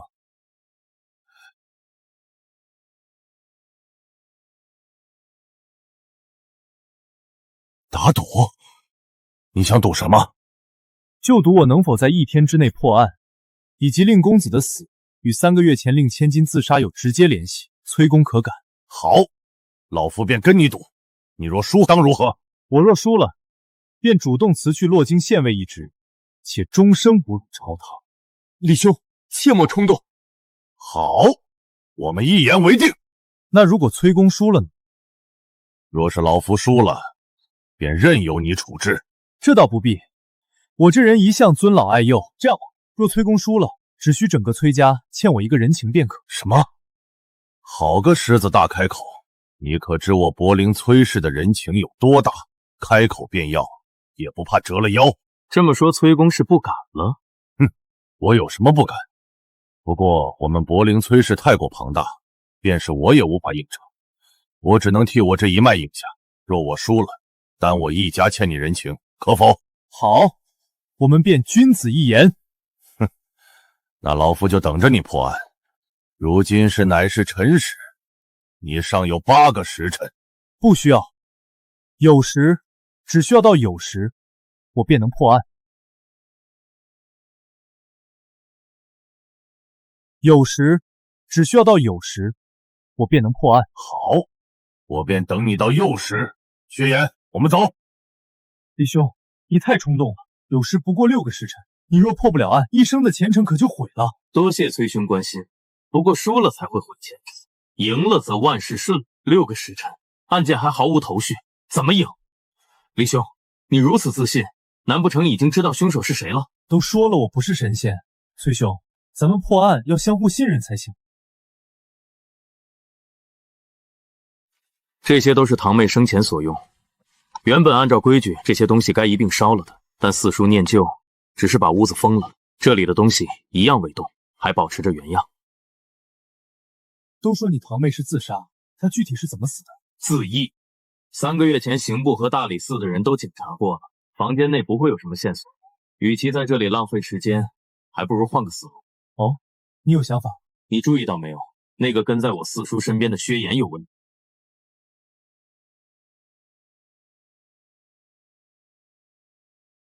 你注意到没有？那个跟在我四叔身边的薛岩有问题。哦，你也注意到了吗，崔兄？你比我印象中敏锐不少啊。不是你什么意思？我在你印象里到底是个什么形象？当然是英明神武了。不说这个，你认为薛岩到底有什么问题？之前你在对他进行询问的时候，他说话就不近不实，而且明显遮遮掩掩，刻意隐瞒着什么。其次，我们才刚进入堂妹的屋里，四叔就带着他来了，未免也太快了。所以你觉得薛岩在跟踪我们？是他向你四叔告密我们来了这里？十有八九。换言之，就是他不希望我们来这里。可这是为什么呢？他一个花匠。哼，管那么多干什么？既然发现了问题，抓起来，严刑拷打一番，不怕怎么说？暴力不可取。根据大数据统计，刑讯逼供出来的冤假错案高达40%。就算是万恶的封建社会，我也不会采用这种毫无技术含量的下等手段的。你叽里咕噜说什么呢？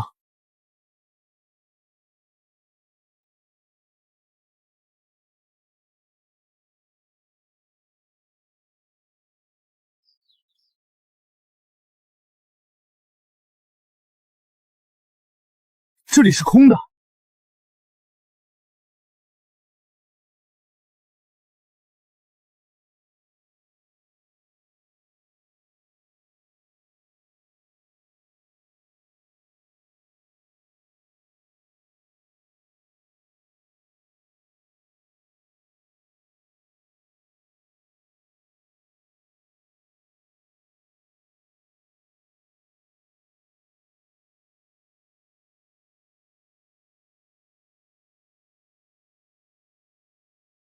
这里有暗格。哦，这么明显的暗格，刑部和大理寺居然没发现。空的。他们发现了，但盒子里什么都没有，便又给复原了。双重暗格。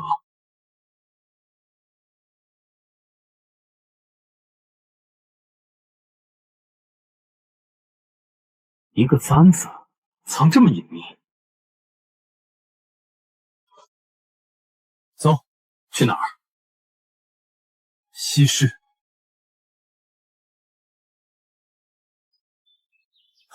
李县尉，崔郎君，是你？有事吗？李县尉，之前你问我大郎是否结怨，我未说实话。其实前不久，他曾与人结下仇怨。是谁？崔兄别激动，他既然来找我们，自然是愿意说的。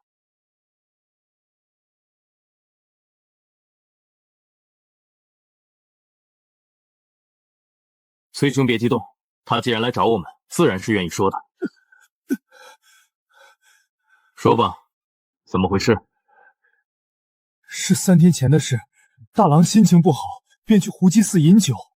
我也是恰巧那日去送盆栽，这才无意间撞见的。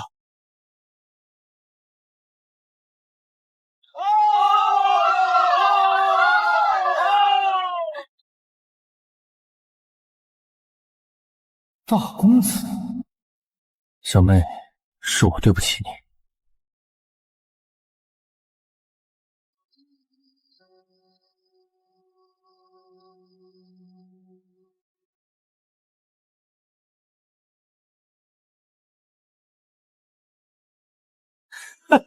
好美的美人，来和大爷好好乐呵乐呵。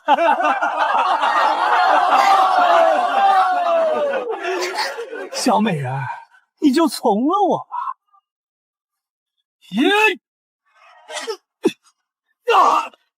该死的登徒子，放开我妹妹！来人，给我打！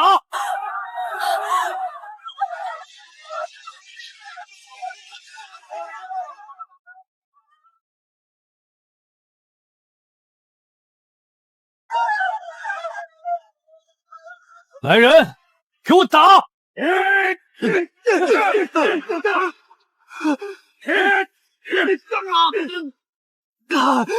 你们竟然敢打我！我乃柏林崔氏，你们想造反吗？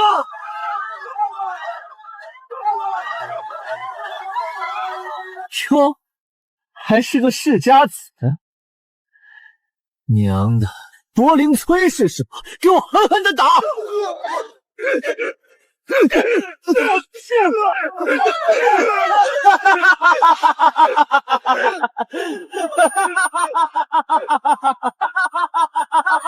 救我！淫贼，去死吧！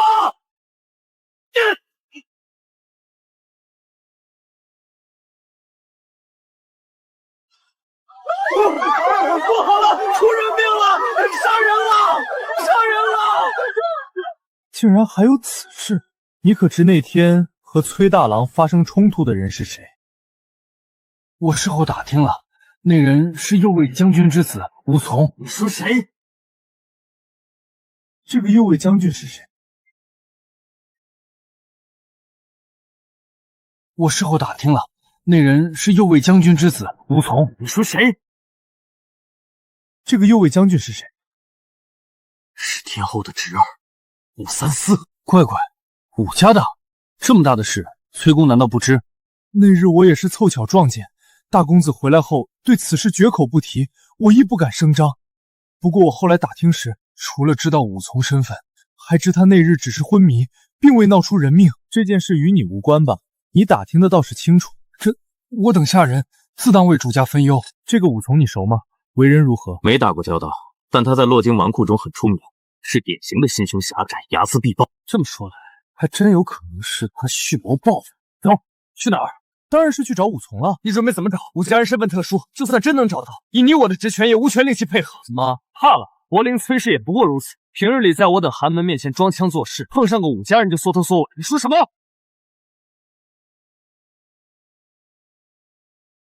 平日里在我等寒门面前装腔作势，碰上个武家人就缩头缩尾。你说什么？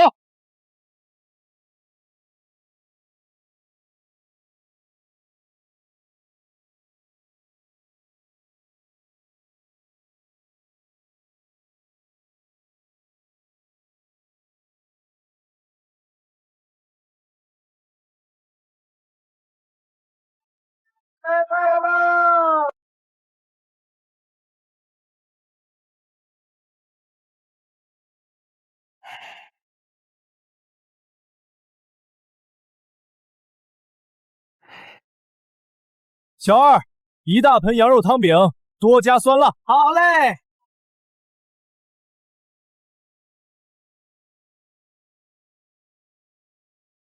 我们不是要查案吗？你怎么还吃起来了？咱们的时间可不多。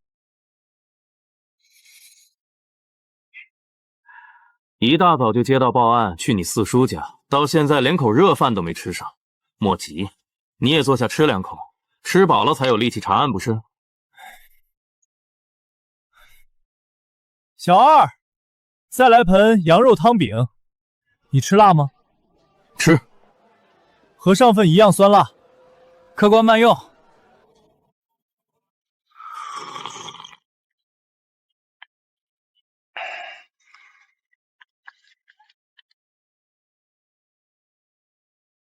痛快。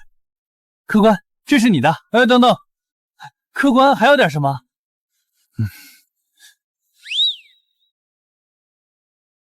带钱了没？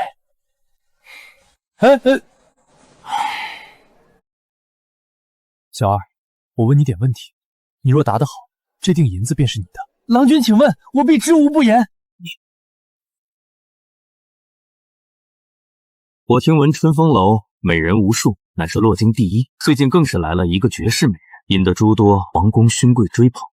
可有此事？郎君也是为了秦心姑娘来的，这郎君恐怕要失望了。秦心姑娘自前2日来到洛京，便名动神都，被无数公子王孙追求，只求能入目一见，甚至为此不惜1掷千金。可奇就奇在，这女子不爱俗物，只爱才子，在这春风楼里公开写下一幅字谜，扬言谁若能解开，便委身于谁。这2日不知来了多少才子王孙，皆铩羽而归，我都替他们丢人。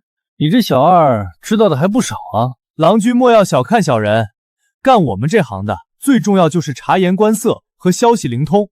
别看我们这摊小，可在春风楼对面，许多公子王孙都喜欢尽兴后来我们这吃一碗汤饼。哦，那武家公子武从，你可认得？自是认得。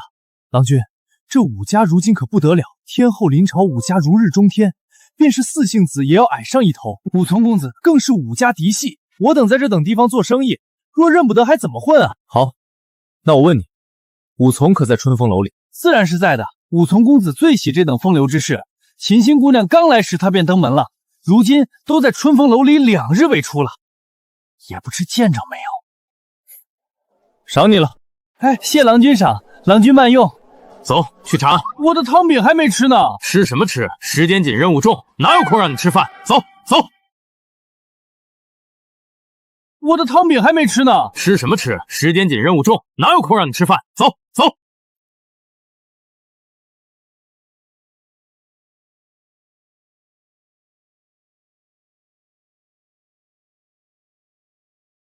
一双心意两相投，以我之见，当拆开来解，当是一个散字。你们看，散字乃一人加一个十字与2点组成，人乃心也，而那2点正是两心被十字相连，心意相投，无分彼此。错了，你这写法昨日就被国子监的沈公子猜过了。不对，你们都想太多。以我之见，此字当是个怂字，两人一心，不正好是个怂吗？这是秦心姑娘在暗示我等鼓起勇气，方能抱得美人归呢。哈哈哈哈，在下就当仁不让了。这位公子请留步。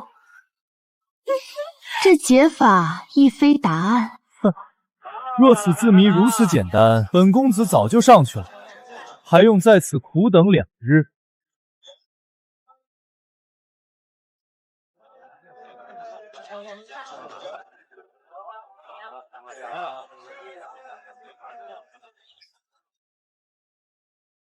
什么人？阁下就是武从武公子。你是谁？我不认识你，不认得我没关系，我认得武公子便好。我来此是想问武公子几句话，希望公子能如实回答。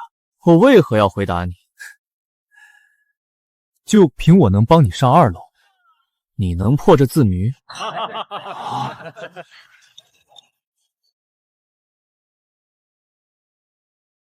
来，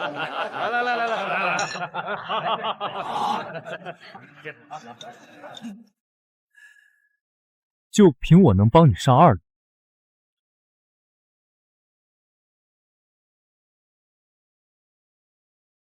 你能破这字谜？不如这样，我和武公子打个赌，若我能让你上了2楼，见到秦心姑娘，你就回答我几个问题；若我不能，我就输给武公子100两银子，可好？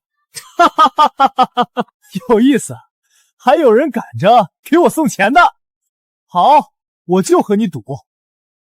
既如此，武公子随我来吧。这位公子可解了秘密？崔兄，借你令牌一用。放肆！神武未办案，我们怀疑秦心姑娘与今早的一起命案有关，速速退开，不然以妨碍公务论处。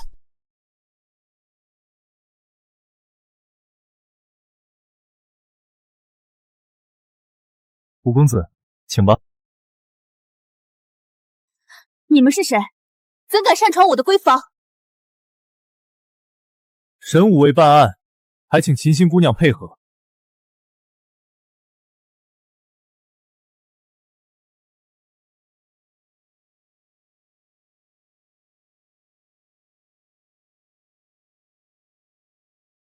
武公子，坐吧。你这人还真有意思。行吧，这场赌算你赢了，想问什么就问吧。五公子可知崔家的崔景今早死于家中？崔景，这名字怎么听着这么耳熟？公子，是3天前在那个胡姬酒宿打了你的那个柏林崔氏。来人，给我打！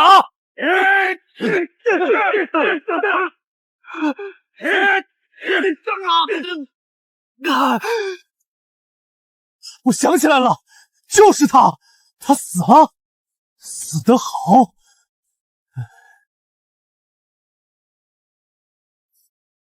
他怎么死的？五公子认为呢？你怀疑是我？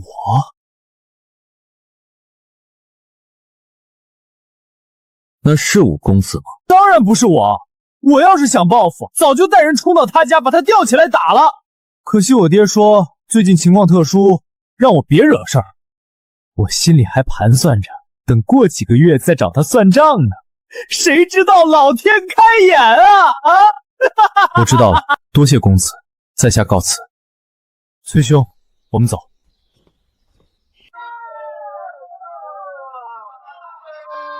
这就结束了？不然呢？你不会真打算把他带回神武卫审讯吧？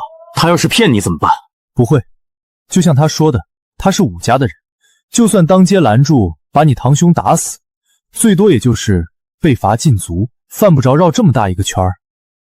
其实我一开始对他的怀疑就很少。那你还来？咱们是在破案，再不靠谱的线索也要来查一查，不是？万一是真的呢？我们接下来去哪儿？当然是西市。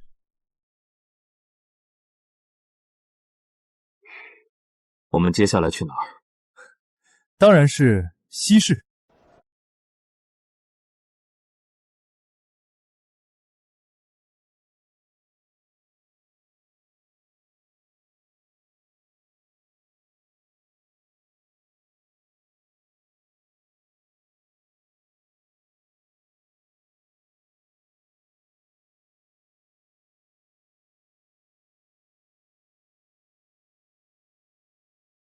李兄，我总觉得你今天破案过于儿戏了啊？有吗？我可是很认真的。李兄前日与我一同勘破贡品被盗一案时，步步为营，能在蛛丝马迹处察觉线索，与今日的态度截然不同。崔兄，你说有没有一种可能，我现在的状态才是我往日破案的正常状态？李兄何出此言？其实上次那种案子才是令我最难受的，我最讨厌那种背后牵扯众多的案子。还是今天这个案子好，简单明了。没那么多弯弯绕，只需要把背后的八卦，不是，是把幕后的真相探寻出来，就能结案。到了。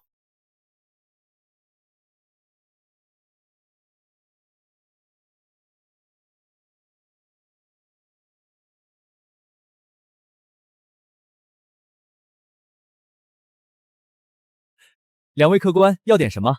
本店是西市最大的玉阁，洛京所有玉石应有尽有。哦，居然如此厉害，那我就想考考你了。你可认得这个簪子？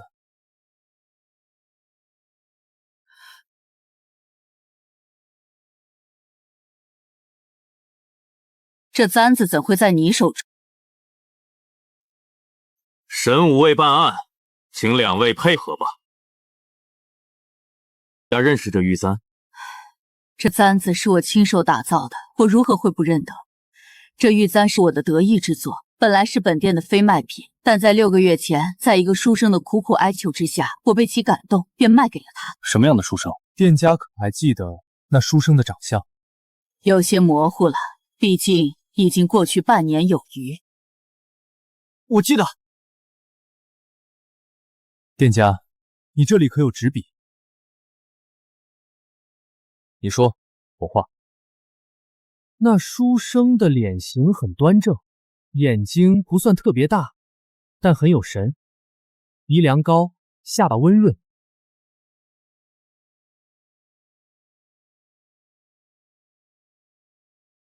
两位，来看看手相似。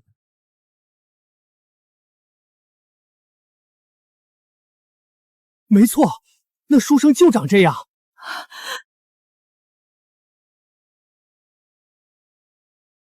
那书生的脸型很端正，眼睛不算特别大，但很有神，鼻梁高，下巴温润。两位，来看看是否相似。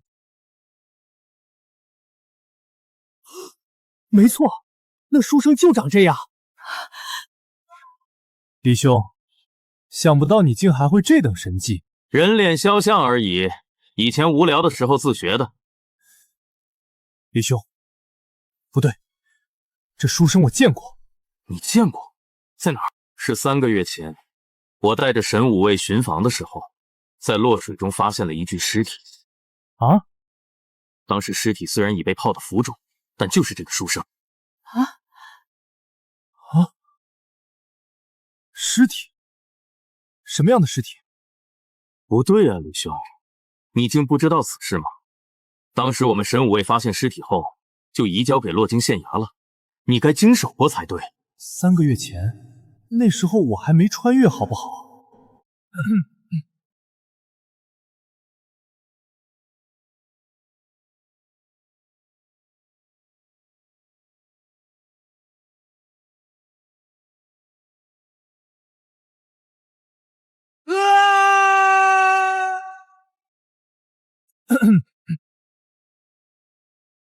或许是当时案子太多，我没注意。我们现在回县衙。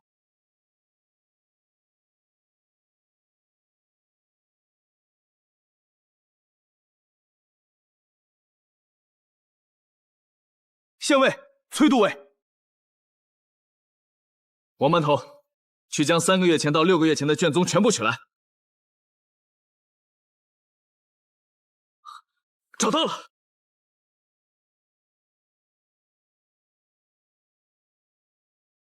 你们看，就是这个3个月前的命案，死者是一名贡生，名为孙训言，洛京县本地人，住在永丰坊，颇有才名。3个月前离桥失踪，6月初时被神武卫从洛水打捞上山，至今未能抓获凶手。崔兄，你可还记得令堂妹自杀是何时？李兄，你该不会怀疑是6月11，中间就隔了1天啊！崔兄，这案子查到现在也基本上明了了，但如今的证据却仍不够。真想实锤，只有一种办法。你想干什么？开棺验尸。不可能！我堂妹才刚下葬3个月，你此时开棺，置我崔家于何地？我四叔也不可能会答应的。崔兄，你还记得你之前说的话吗？你难道不想抓住真凶，不想查清你堂妹死去的真相？不行，我有这件事不行，不行，我有这件事不行。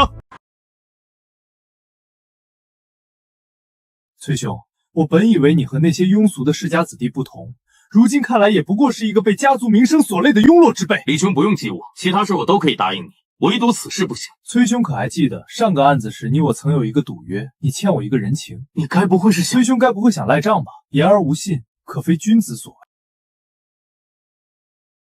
李兄，若开棺后查不出线索，又当如何？若查不出来，恐怕我就不是丢官归隐那么简单了。你们崔氏还不得把我往死里整？恐怕到时候我就算跪地求饶也没任何用了。你知道你还要开棺？崔兄，我这人没什么大志向，对当官也并不热衷，但唯有一点，我希望天下之事都能清清白白，杀人偿命，欠债还钱。是以但凡我接手的案子，我皆想调查个水落石出，哪怕为此粉身碎骨。好，既然李兄有此决意，我便陪李兄走这一遭，大不了被逐出崔家罢了。好，有崔兄此言，便是刀山火海，我们亦能闯一闯。王班头，召集人手，随我们走。是。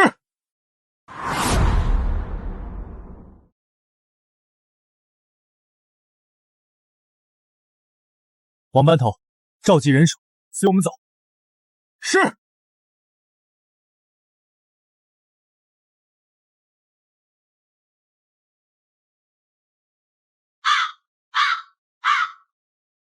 李兄，我堂妹因未出柜，不入崔家祖坟，希望你检验时尽量小心，莫惊扰我堂妹在天之灵。崔兄放心。王班头，开棺。是，县尉。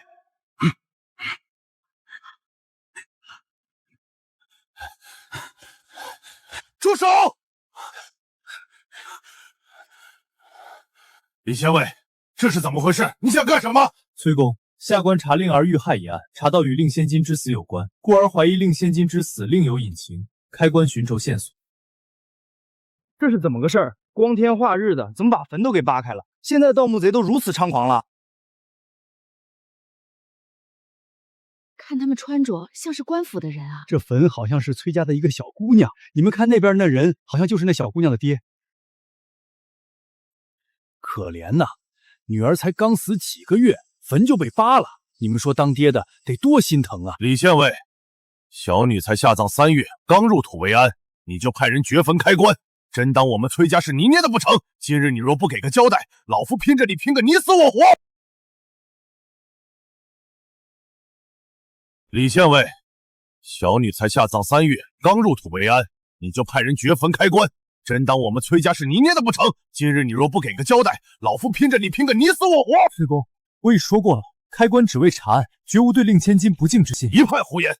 即便是查案，按照常理，也该知会死者家属，得到主家同意方可开工，否则就以挖坟掘墓论处。挖坟掘墓者，当并服苦役3年。李县尉身为朝廷命官，知法犯法，罪加一等，当判绞刑。崔公莫要在此偷换概念，胡搅蛮缠。我只是挖开坟，并未开棺。若不是我派人通知崔公，你们安能至此？你另外，谁说我未征得主家同意？他不也是崔家人吗？还是令千金的长辈。我动土前已得到他的同意，依堂律，流程上并无问题。志明，他说的可是真的？真的是你同意的开棺验尸？四叔，堂兄之死悬而未决，堂妹之死又疑点重重。短时间内我们家中连出命案，若不查清，我心难安。你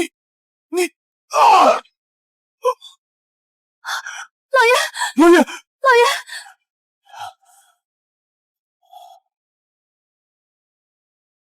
话既然说清楚了，王班头，准备开棺。是，县尉。慢着，李县尉，你若坚持开棺，我不阻拦；但如果开棺后没有找到线索，又当如何？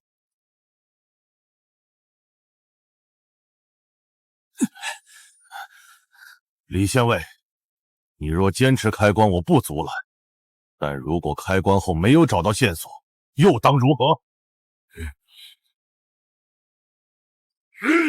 崔公想要如何？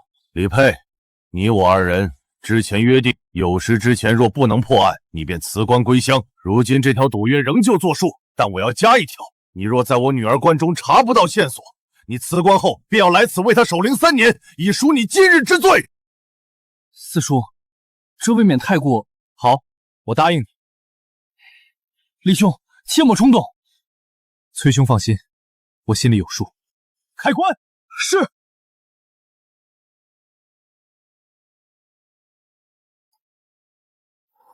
县尉，粉号。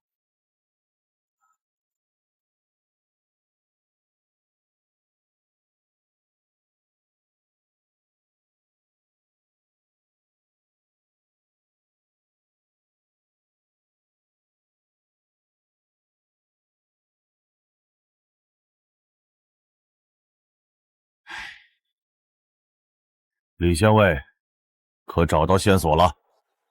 崔公，我已经知道真相，但你确定要让我在这里说出来？李县尉，可找到线索了？崔公，我已经知道真相，但你确定要让我在这里说出来？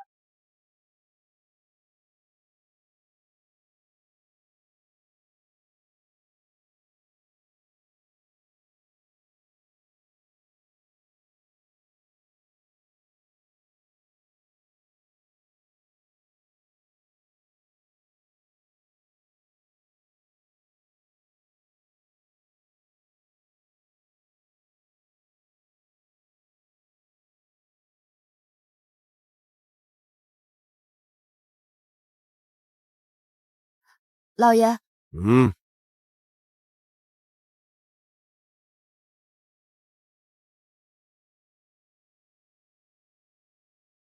李县尉，既然你说已经破案，那就请你指出真凶吧。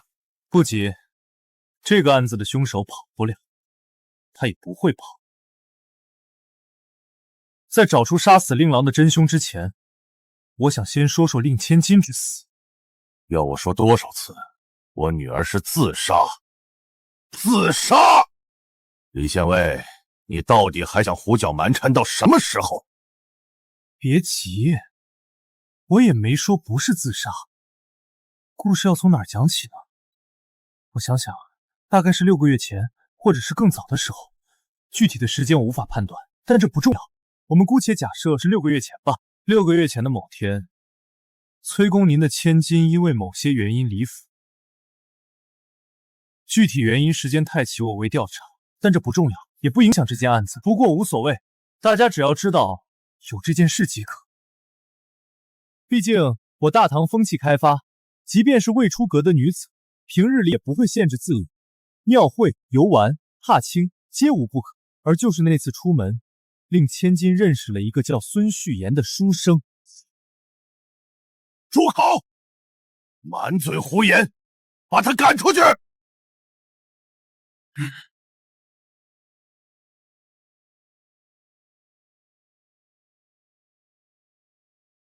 跪下！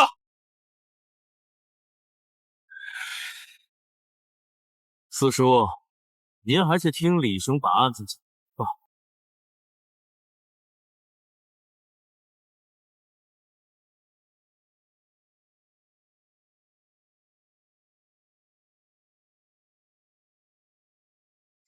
跪下！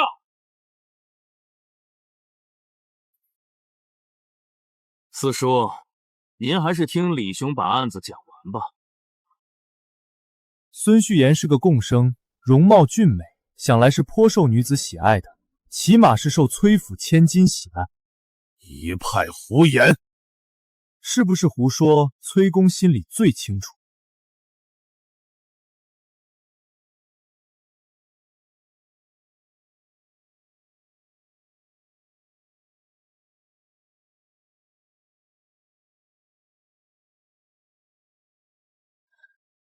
这根玉簪是我在令千金床上的暗格中发现的，被他藏得很好。依大唐习俗，男送发簪，女送香囊，乃定情之意。一个发簪又能证明什么？单独一个发簪是不能证明什么。可有意思的是，这个孙旭言在3个月前死了，而就在他死的第2天，崔府千金就自杀了。这只是巧合罢了，女儿根本就不认识他，是吗？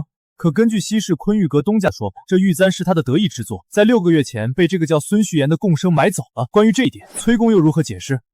当然，你不解释无所谓，因为发生了什么你心知肚明。好，我们现在知道崔千金和这个孙巡言暗生情愫，甚至私下里互送过礼物，而恰好我之前听崔之明说过，崔千金之前和京兆为氏有过婚约，可有此事？够了！世家吞婚本就是常态，世家吞婚是常态不假，可如果崔千金已经心有所属，这婚事怕是难以履行啊。而以柏林崔氏的地位，崔千金之事一旦泄露，整个崔家都要跟着蒙羞。世家历来将自己的脸面看得比天还大，这种时候会做什么事也就不难猜了。只要神不知鬼不觉地杀了这个孙旭言，然后再告诉崔小姐，他对她并非真心，而是始乱终弃。这样一来，处事未深的崔小姐虽会痛心一段时间，却未必会寻死。可你们怎么都没想到，他们2人不是暗生情愫，而是私定终身。崔小姐竟然怀孕了！你这是污蔑！是吗？那你来说这是什么？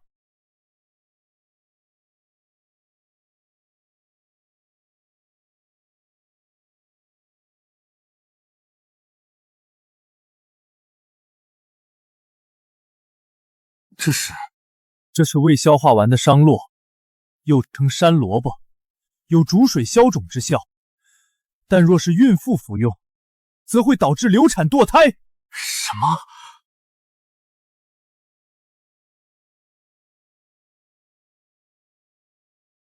四叔，这是真的？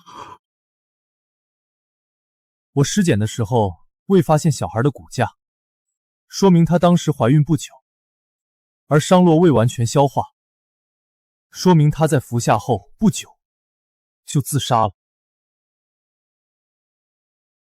结合之前我调查时查到的，崔小姐平日里和其兄崔景关系最好，我是否可以合理推断，当时就是崔景前去逼崔小姐吃下的伤卵呢？别说了。崔小姐在吃下伤乳后，不久就上吊自杀了，也是因此，崔景从此神经紧绷，需要安息槽和曼陀罗的双重刺激才能入睡。原来是这样，竟然是这样！既然崔小姐的死因捋清楚了，那顺理成章的，我们也就能推出是谁杀了崔景啊？是谁？其实凶手的真实身份很容易锁定，因为他的杀人手法实在太过于粗糙，故作聪明布置的密室，反倒是他最大的破绽。只是一开始的时候，我没有捋清楚他的杀人动机，我更是一度怀疑是否是崔小姐暗中的那名相好回来复仇。直到我查到孙训言3个月前就已经死了，这才打消了我的怀疑。但相应的，这也加深了我的疑惑。凶手的动机到底是什么？按理来说，此事应要与他无关才对。对此，你能为我解惑吗？青兰姑娘，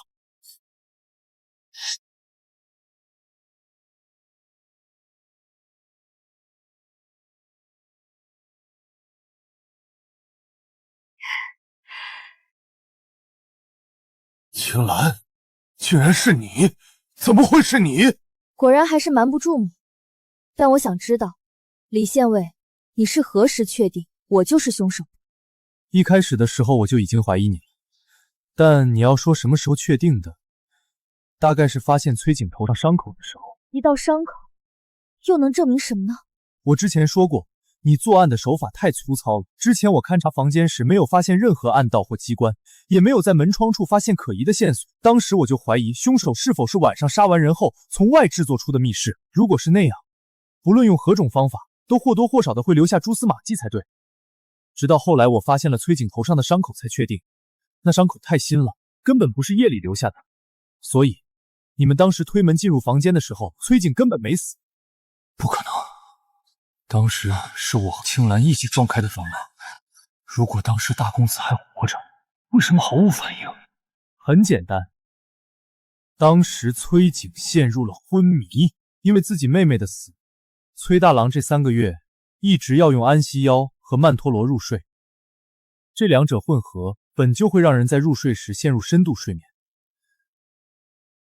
再加上青兰本就是崔大郎的贴身丫鬟，很容易就能在崔大郎睡觉前的饮品里加一些安定凝神的药，三者混合，能使入睡者达到深度昏迷的状态。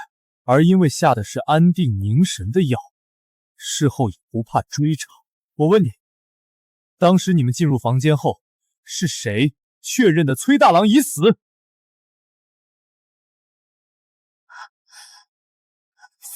死了！意识到了吗？当时你去叫人，只留了青兰一个人在现场，就是那时，他利用头顶的发簪将崔大郎杀死。啊！你这天杀的贱人！晴儿对你不薄，你为什么要杀他？来人呐！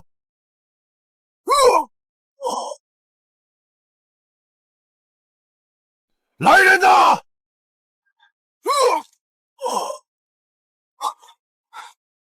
四叔，你怎么了？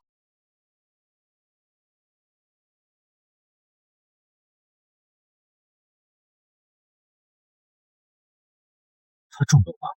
什么时候？是这杯茶。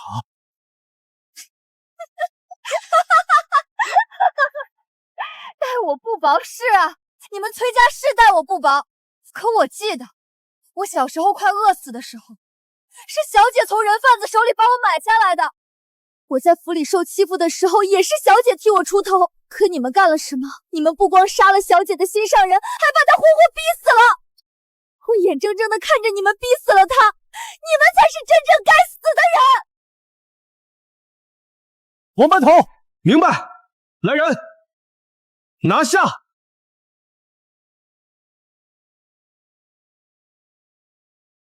快去请大夫！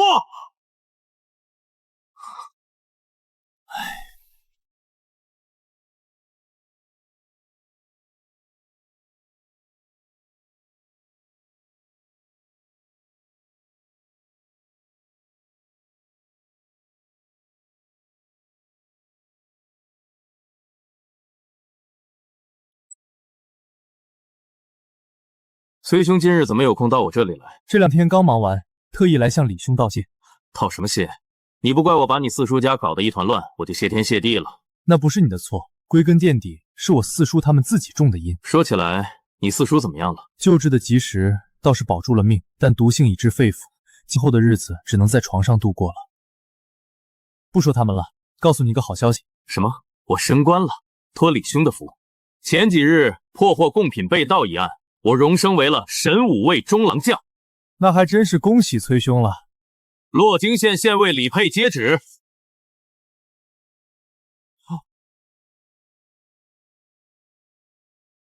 天后圣谕，中书省令李佩破获贡品被盗一案有功，即日起擢升大理寺丞钦此。